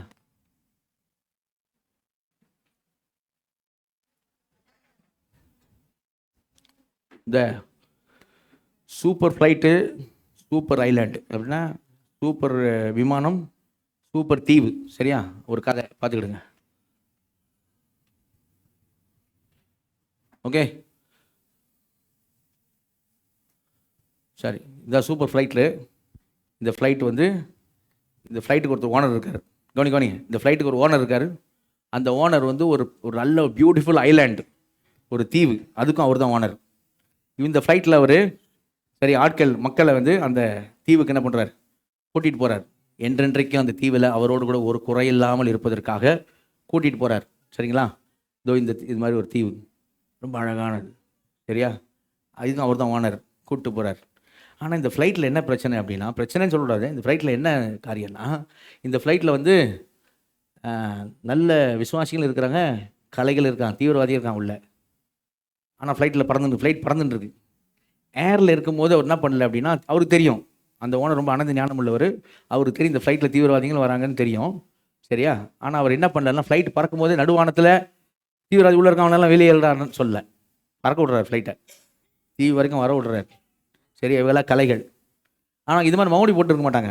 நான் இங்கே உங்கள் படத்துக்காக அப்படி காமிக்கிறேன், இவங்கள மாதிரியே தான் இருப்பாங்க உள்ள சபைக்குள்ளே, சரியா? ஆனால் உண்மையாக ரசிக்கப்பட்டவங்க கிடையாது, உண்மையாக இயேசு விசுவஸ்து மனம் மாறினவங்க கிடையாது, மனம் திரும்பினவங்க கிடையாது, சரியா? அப்போது இங்கே உள்ள என்ன பியூட்டினா, அந்த ஃப்ளைட்டுக்குள்ளே பிரசங்கம் நடக்குது. என்ன பிரசங்கம் நடக்குதுன்னா, அந்த தீவை பற்றி சொல்கிறாங்க. இந்த விமானத்தை வந்து அவர் எப்படி தன் சுய சம்பாதித்ததுனால எப்படி அந்த விமானத்தை அவர் வாங்கினாருன்னு சொல்கிறாங்க. அந்த ஓனர் எவ்வளோ நல்லவர்னு பிரசங்கம் பண்ணுறாங்க. இந்த பிரசங்கம்லாம் பண்ணுறாங்க. ஏன்னா அங்கே போகிறவங்களுக்கும் சந்தோஷமாக இருக்குது. இந்த பிரசங்கம் எதுக்கு நடக்குதுன்னா, அந்த தீவிரவாதியும் அவரை பற்றி கேட்டு, விமானத்தை அவர் இப்படி வாங்கியிருக்காருப்பா, அவர் தீவை இப்படி வாங்கியிருக்காருப்பா, அவர் ரொம்ப நல்லவருப்பா அப்படின்னு கேட்டு அங்கே உள்ளுக்குள்ளேயே ஃப்ளைட்லேயே மனம் திரும்பினோன்னு அவர் நினைக்கிறார், ஃப்ளைட்டுக்குள்ளேயே. சரி, அதனால் பிரசங்கமும் நடக்குது உள்ள, எல்லாருக்கும் நடக்குது பிரசங்கம் உள்ள, சரியா? ஃப்ளைட்டில் பிரசங்கத்தை வச்சுருக்காரு. ஆனால் அவர் என்ன பண்ணியிருக்காரு அப்படின்னா, இந்த பாஸ் கொடுத்துருக்காரு, இந்தியாவிலேருந்து சூப்பர் லேண்ட் போகிறதுக்கு பாஸ் கொடுத்துருக்கிறார். ஓகே, போர்டிங் பாஸ், அங்கே போய் இறங்கின பிறகு போர்டிங் பாஸ் இருக்குது. ஆனால் என்ன பியூட்டினா, இப்போ ஃப்ளைட்லேயே அந்த தீவிரவாதி மனம் திரும்ப கூட எங்கள் ஃப்ளைட்டுக்குள்ளேயே என்ன பண்ணலாம், போர்டிங் பாஸ் வாங்கிடலாம். வாங்கினா அவர் ஆனந்த ஞானம் உள்ள அவருக்கு தெரியும், அவன் மனம் திரும்பிட்டான், உள்ளே ஃப்ளைட்லேயே மனம் திரும்பிட்டான்னு அவருக்கு தெரியும், சரியா? அதுதான் இப்போ இந்த ஃப்ளைட்டு போய் அங்கே லேண்ட் ஆகும் பாருங்க, அவங்க வெயிட் பண்ணுறாரு, வேறு யாரையும் உள்ளவர், நம்மளை யாரும் நிற்க வச்சா நம்ம யாரையுமே உள்ளே ஏற்ற மாட்டோம் இல்லை? நம்மளை யாரும் நிற்க வச்சு இந்த தீவுக்குள்ள அனுமதிக்கிற நீ பார்த்துக்க அப்படின்னு சொன்னால் நம்ம என்ன பண்ணுவோம், நீ போய்டு, நீ எங்கே வந்த, ஓடு, நீ ஓடு, நீ ஓடு, நீ ஓடு, நீ எல்லாரையும் அனுப்பிச்சி விட்ருவோம். கட்சியில் நான் மட்டும் எப்படி போகிறதுன்னு போயிடுவோம். அவர் அப்படி பண்ணல, வேறு தூதனோட நிற்க வைக்கல, அவரே தான் நிற்கிறாரு, அவரே நின்று வர்றாங்க, சரியா? ஏன்னா அவங்க வர்றவங்களெல்லாம் அவர் பிள்ளைகளாகவே என்ன பண்ணார், தத்தெடுத்திருக்காரு. அதனால தான் தீவில் அவரோட கூட நித்தியமாக வச்சுக்க போகிறாரு, சரியா? அதனால் என்ன பண்ணுறாரு, வெயிட் பண்ணுறாரு, வந்து பாருங்கள், இறங்கிறதுக்கு முன்னாடி வந்து வெயிட் பண்ணுறாரு, சரியா? அவங்க வந்து இறங்கும் போதுக்கு ரொம்ப சந்தோஷமாக நிற்கிறாரு. இறங்கும் போது அவருடைய பிள்ளைகளை யாரெல்லாம் அவர் தெரிந்து கொண்டார் அந்த தீவில் அவரோட இருக்கணும்னு, அவங்களெல்லாம் வெல்கம் பண்ணுறாரு. என் பிள்ளைய வா அப்படின்னு வெல்கம் பண்ணுறாரு, சரியா? ஒருத்தராக என்ன பண்ணாங்க, வராங்க, சரியா? இங்கே பாருங்க, இவங்கெல்லாம் சிரிக்கிறாங்க, இவங்க முகத்தில் சிரிப்பு இருக்குது, இந்த ரெண்டு முகத்தில் என்ன இருக்குது, சிரிப்பு இல்லை. ஏன் இல்லை? இவங்க தீவிரவாதிக, இங்கே பிடிக்க போகிறாரு இப்போ அவருக்கு தெரியாது இல்லை, இங்கே தான் பிரியுது. இங்கே சொல்லுவார் அவங்கள பார்த்து, ஹூ ஆர் யூ, நான் உங்களை அறியேன், நீங்கள் எப்படி வந்தீங்கன்னு கேட்பார். நான் உங்களை அறியேன், நீ எப்படி வந்த? இந்த கல்யாண விருந்துக்குள்ள கல்யாண வஸ்திரம், அவர் கொடுத்த வஸ்திரத்தெல்லாம் மாட்டிக்கிட்டு எல்லாம் வந்தோம். ஒருத்தன் வஸ்திரம் இல்லாமலே வந்துடும் உள்ள, கல்யாண வஸ்திரம் இல்லாமல். நண்பா நீ எப்படி வந்த அப்படின்னு கேட்பார். சரி, எதை வந்துட்ட விடு சொல்ல மாட்டார், இவர் தூக்கி வெளியே போடுவார். புரியுதா? நான் உங்களை அறியேன்னு இவர் இந்த கூட்டத்தை பார்த்தா சொல்லுவார், சரியா? இன்னைக்கு நம்ம யாரா இருக்கிறோம், அவரோட உறவு இருக்கா, அவரை நான் பார்ப்பேன், என் நேசரை என் முகமுகமாக தரிசிப்பேன், அவரை பார்ப்பேன்ற அந்த இது நமக்கு இருக்கா, இல்லை இவங்கள மாதிரி இருக்கிறோமா? யாராக நம்ம இருக்கிறோம் இன்னைக்கு சபையில்? அதுதான் முக்கியம். கலைகள் அந்த 2 வழிகள் சொன்னாரா, அவனுக்கு 2 வழிகள் சொன்னாரா, 2 மரம் சொன்னாரா, அடுத்த 2 வீட்டை பற்றி பேசுவார். 2 வீடும் பார்க்க ஒன்று போல தான் இருக்கும். ஆனால் ஒருத்தன் வசனத்தை கேட்டு அதன்படி கட்டினான், ஒருத்தன் வசனத்தை கேட்டான் ஆனால் அதன்படி கட்டலை.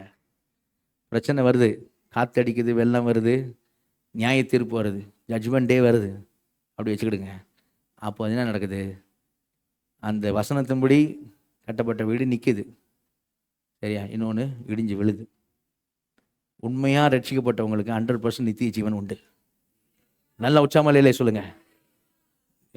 நான் ஒவ்வொருத்தருக்கும் தெரியும், உங்கள் ஆவியில் உங்களுக்கு தெரியும் நான் ஆண்டோட பிள்ளையாக இருக்கிறேன். அல்லேலூயா.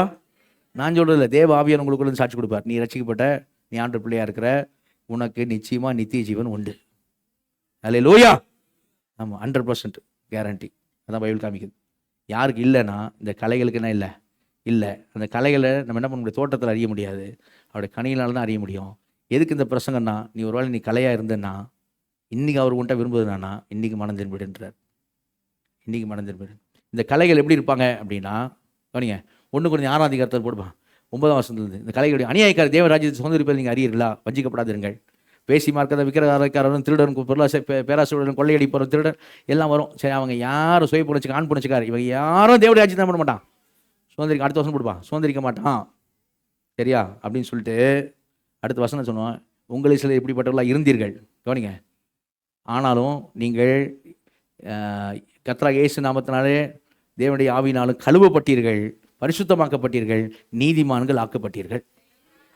இந்த 3 அனுபவம் நமக்கு இருக்கணும். கழுவப்பட்டேன், பரிசுத்தமாக்கப்பட்டேன், நீதிமான் ஆக்கப்பட்டிருக்கிறேன். அல்லேலூயா. ஆனால் ரட்சிப்பின் போர்வையில் இருக்கிறவன், வேஷம் போடுறவன், அந்த முன்னாடி பார்த்தன வசனம், அவன் வஞ்சிக்கிறவன் இருப்பான். புரியுதா? முன்னாடி அநியாயக்காரனாக இருப்பான், சரியா? அவன் அநியாயக்காரனாக தான் இருப்பான். வேசிமார், விக்கிரகாரர், வேச்சாரக்காரர், சொய் புரட்சி, ஆண் புரட்சி, அடுத்து போடுங்க, திருடனாக இருப்பான், பொருளாசைக்காரனாக இருப்பான், வெறியாக இருப்பான், உதாசனாக இருப்பான், கொலைக்காரனாக இருப்பான். இவன் இப்போ இருப்பான் இங்கே, ஆனால் அங்கே வரமாட்டான். புரியுதா? அங்கே வரமாட்டான். அதுதான் காரி. அப்போ கலாத்தியர் 5ஆம் அதிகாரம், கலாத்தியர் 5ல் என்ன போட்டிருக்கு? கலாத்தியர் 5ஆம் அதிகாரத்தில் ஆவியின் கனி, அது யாருக்கு? கோதுமை மணிகள். மாம்சத்தின் கிரியை வீரமாக இருக்கணும், அவை யாவன? 5:19 போடுப்பான். அவையான விபச்சார, வேசித்தனம், சரியா, அசுத்தம், காமிகாரம். அடுத்து வாசிக்கணும், அடுத்து போடுங்க. விக்கிர வில்லிசுனை, பகைகள், விரோதங்கள், வைராகங்கள், கோபங்கள், சண்டைகள், பிரிவினைகள், பார்க்க பேதங்கள், அடுத்து பொறாமை, கொலை, வெறி, களியாட்டு முதல் இப்படிப்பட்ட செய்கிறவர் தேவனுடைய ராஜ்யத்தை சுதந்திரிப்பதில்லை என்று முன்னே நான் சொன்னது போல இப்போது உங்களுக்கு சொல்லுகிறேன். இப்படிப்பட்ட விலை, முன்னாடி போடுப்பான். இப்படிப்பட்ட விலை என்ன போட்டிருக்க? செய்கிறவர்கள் போட்டிருக்கு தமிழ் பைபிளில். ஓகே, இப்படிப்பட்ட விலை செய்கிறவர்கள் போட்டு தமிழ் பைபிளில். ஆனால் இங்கிலீஷ் பைபிள் எப்படி போட்டிருக்கு தெரியுமா? தோஸ் ஹூ பிராக்டிஸ்னு போட்டிருக்கு. சரிங்களா?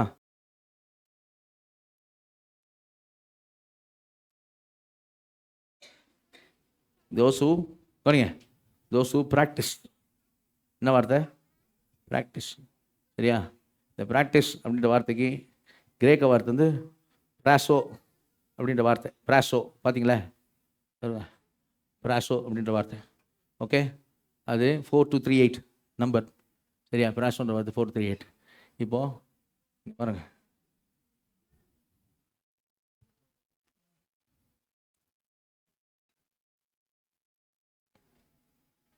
பிராசோ, பிராசோன்ற வார்த்தைய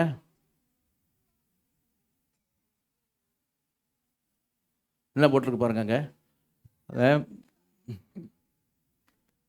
practice, perform repeatedly or habitually.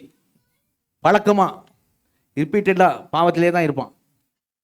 அப்படி பாவத்திலேயே தான் அதே ப்ராக்டிஸ் பண்ணிட்டு இருப்பான், அதிலே தான் இருப்பான். சரியா? அதிலேயே அவன் இருப்பான் அப்படி போட்டிருக்கு. சரியா? இது தமிழாக்கம் பண்ணி காமிக்கிறேன். பெர்ஃபார்ம் ரிப்பீட்டட்லி ஹேபிச்சுவலி என்ன போட்டிருக்கு? மீண்டும் மீண்டும் அல்லது பழக்கமாக செய்யுங்கள். சரியா? லைஃபே வந்து பாவம் தான் லைஃபாக இருக்கும். பாவம் தான் அவனை ஆண்டு கொண்டு இருக்கும். சரி, அவன் கிருபைக்கு அடிமையாகவோ, தேவ நீதிக்கு அடிமையாகவோ, அவன் இயேசுக்கு அடிமையாகவோ, சரியா, நீதிக்கு அடிமையாக ரோமர் 6 படி என்ன செய்ய மாட்டான்? அடிமையாக இருக்க மாட்டான். பாவத்துக்கே தான் அடிமையாக இருப்பான். ஏன்னா உண்மையிலே ரட்சிக்கப்படாதவன். கலாத்தியர் 5:19 சொல்கிற தேவராஜ்ய சுதந்திரிப்பில் யாரை சொல்லுது அப்படின்னா, இதை ப்ராக்டிஸ் பண்ணிட்டு இருக்கவன் உண்மையே ரட்சிக்கப்படாமல் ரட்சிக்கப்பட்ட மாதிரி சர்ச்சில் இருப்பான், அவனை தான் சொல்லுது. இவனை தான் 1 John 3:8 சொல்லியிருக்கு. 1 John 3:8 பார்த்தீங்கன்னா அங்கேயும் ப்ராக்டிஸ்ன்ற வார்த்தை தான் பயன்படுத்தப்பட்டிருக்கு. சரிங்களா? 1 John 3:8 பார்த்தீங்கன்னா அங்கே வாசிங்க. 1 John 3:8 வாசிங்க. பாவம் செய்கிறவன் பிசாசினால் உண்டாயிருக்கிறான். ஆ. ஏனெனில் பிசாசானவன் ஆதி முதல் பாவம் செய்கிறான். ம். பிசாசினுடைய கிரியைகளை அழிக்கும்படிக்கே பாவம் செய்கிறவன் போட்டிருக்குல்ல தமிழ் பைபிளில் தப்பா இருக்கு. சரியா? இங்கிலீஷ் பேர் பார்த்தீங்கன்னா தோஸ் ப்ராக்டிஸ் இருக்கும். அதே வார்த்தை தான் இருக்கும். ப்ராக்டிஸ்ன்ற வார்த்தை தான் அங்கே பயன்படுத்தப்பட்டிருக்கும். சரிங்களா?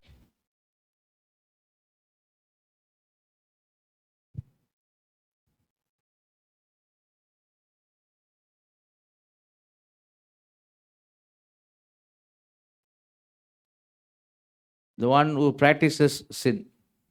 சரியா? practices போயோ அப்படின்ற வார்த்தை பயன்படுத்தப்பட்டிருக்கும். போயோ அப்படின்ற வார்த்தை பயன்படுத்தப்பட்டிருக்கும். சரிங்களா? போயோ. இந்த போயோக்கு மீனிங் என்ன அப்படின்னீங்களா பாருங்க. போயோ அப்படின்னா to habitually continuously practice sin, not just commit single sinful act. ஒரு முறை அப்படி பண்ணவன் அப்படி இல்லை, தொடர்ந்து பாவத்திலே அங்கேயே தான் இருக்கிறவன் அப்படி போட்டிருக்கு. சரியா? இதுக்கு இதை தமிழாக்கம் பண்ணோம் அப்படின்னா இதுதான் தமிழாக்கம். அது அங்கே இருக்குது அப்படி தமிழ் 1:3 கிரேக்க வினை சொல் பொய்யோ என்பது ஒரு பாவ செயல் செய்வது மட்டுமல்ல, பழக்கமாகவோ அல்லது தொடர்ச்சியாகவோ பாவத்தை செய்வது குறிக்கிறது. சரியா? வினை சொல்லி நிகழ்கால செயல் உள்ள காலம். ஒரு விசுவாசியின் அவ்வப்போது ஏற்படும் தடுமாறலுக்கு மாறாக ஒரு வாழ்க்கை முறை மற்றும் தொடர்ச்சியான நடத்தை முறை குறிக்கிறது. ஒரு விசுவாசிக்கு ஏற்படும் தடுமாற்றத்தை குறிக்கல இது. சரியா? தொடர்ச்சியாக பாவத்தில் இருக்கிறதை குறிக்கிறது. சூழலில் பொய்யோ என்பது பொருள் பாவ செய்வன் பிசாசினால் உண்டானவன் என்ற வசனத்திலே வினை சொல்லாக வருகிறது. சரிங்களா? இது தொடர்ச்சியான செயல் ஒரு நபரின் ஆன்மீக தோற்றம் மற்றும் விசுவாசத்தை வரையறுக்கிறது. தொடர்ச்சியான தோற்றம் ஒரு வரையலுக்கு வாழ்க்கை முறை. இந்த வசனம் எந்த ஒரு பாவத்தை செய்வன் பிசாசு என்று கூறவில்லை. ஆனால் பாவத்தை தன் தொழிலாகவோ அல்லது நடைமுறையாகவோ ஆக்குவது மூலம் வகைப்படுத்தப்படும் ஒரு நபர் அவன் ஆன்மீக அடையாளத்தை வெளிப்படுத்துகிறது. ஆன்மீக அடையாளம், அவன் யாரு, அவன் பிசாசினால் உண்டானவன், தேவனால் உண்டானவன் கிடையாது அப்படின்னு வெளிப்படுத்துது.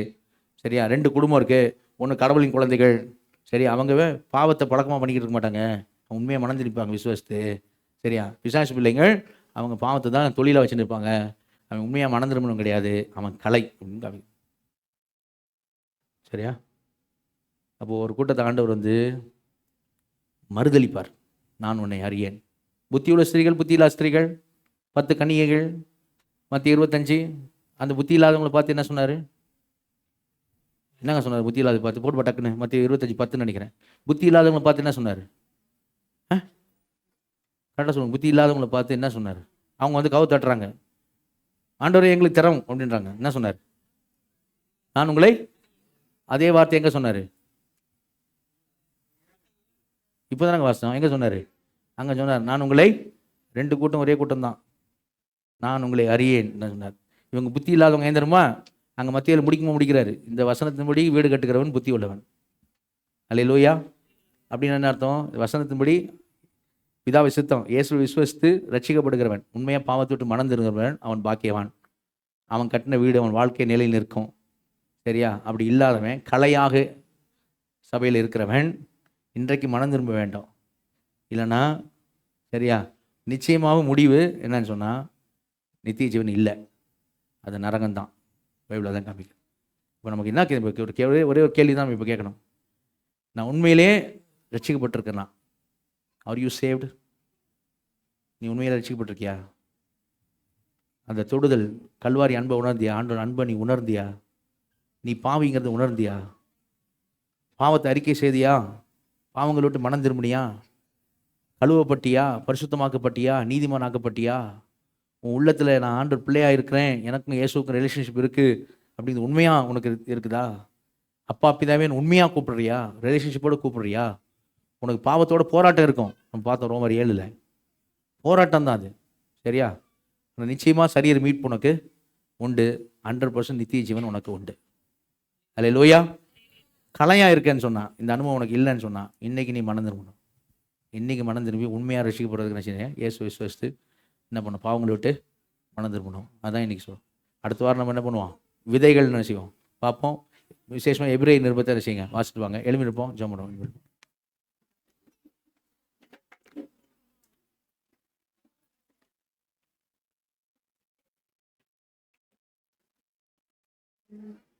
எழுமினர் எல்லாருடைய கண்களை மூடினவர்களாக ஆண்டோடைய அன்பை நினைத்து பார்த்து உண்மையாக ரட்சிக்கப்பட்டவங்க கவனிங்க. உண்மையாக ரட்சிக்கப்பட்டவங்க நம்ம பெருமை பாராட்டிக்கிறதுக்கு ஒன்றும் இல்லை. ஏன்னா வேதம் தெளிவாய் சொல்லுகிறது. வேதம் தெளிவாக சொல்லுது, இது தேவனால் உண்டாயிருக்கிற ஈவாக இருக்கிற அவர் நமக்கு தந்திருக்கிற நீதி, நம்மளா சம்பாதிச்சது கிடையாது. அதனால் உண்மையாக ரட்சிக்கப்பட்ட கண்கள் மூடுவோம். கண்கள் மூடி ஆண்டுக்கு முதல்ல நன்றி சொல்லுவோம். ஆண்டவரே, உடைய பிள்ளையா நீர் என்னை மாற்றிருப்பதற்காக நன்றி ஆண்டவரேன்னு சொல்லுவான். ஒருவேளை கலை தான், நீ கலை தான் அப்படின்றது ஆவியான நீக்கு உணர்த்தி இருந்தா, நீ கண்களை மூடி இப்போ நீங்கள் ஆண்டுகிட்ட கேளுங்க, ஆண்டவரே நானும் கோதுமை மணியாக மாற விரும்புகிறேன் ஆண்டவரே, எனக்கு உதவி செய்யுங்க. உண்மையாக ரட்சிக்கப்படணும் ஆண்டவரே, நான் இந்த ஃப்ளைட்டில் தான் இருக்கிறேன், ட்ராவல் பண்ணிருக்கேன், உங்களை பற்றி நான் கேட்டுகிட்டே இருக்கிறேன், ஆனால் என்னை ஒப்பு கொடுக்க மாட்டேறேன், இன்றைக்கி நான் என்னை ஒப்பு கொடுக்குறேன் ஆண்டவரேன்னு சொல்லி உங்கள் இருதயத்திலிருந்து ஆண்டவர்கிட்ட உங்களுக்கு என்ன செய்யுங்க, அர்ப்பணிங்க. ஜெபம் பண்ணுவோம். வல்ல பிதாவே நன்றியோடு துதிக்கிறோம், ஸ்தோத்திரிக்கிறோம். அப்பா, அந்த நேரத்தில் குமார் நகேஷ் நாமத்துக்கு வருகிறோம் ஆண்டவரே. இந்த நாளிலும் எங்களோட நீர் பேசின வார்த்தைகளுக்கு மக்கள் நாங்கள் நன்றி செலுத்துக்கிறோம் கர்த்தாவே. ஆண்டவரே, இந்த நாளிலே ஸ்தோத்திரிக்கிறோம் கர்த்தாவே. கலைகளை குறித்து நாங்கள் பார்க்கும்படியாக, உண்மையிலே ரட்சிக்கப்பட்டிருக்கிறோமா இல்லையாண்டு சொல்லி ஆராயும்படியாக, உண்மையாக ரட்சிக்கப்பட்டிருக்கிறவர்களுக்கு ஆண்டு எங்களுக்கு நீர் நித்திய ஜீவனை நிச்சயமாய் வைத்திருப்பதற்காக நன்றி செலுத்துகிறோம்.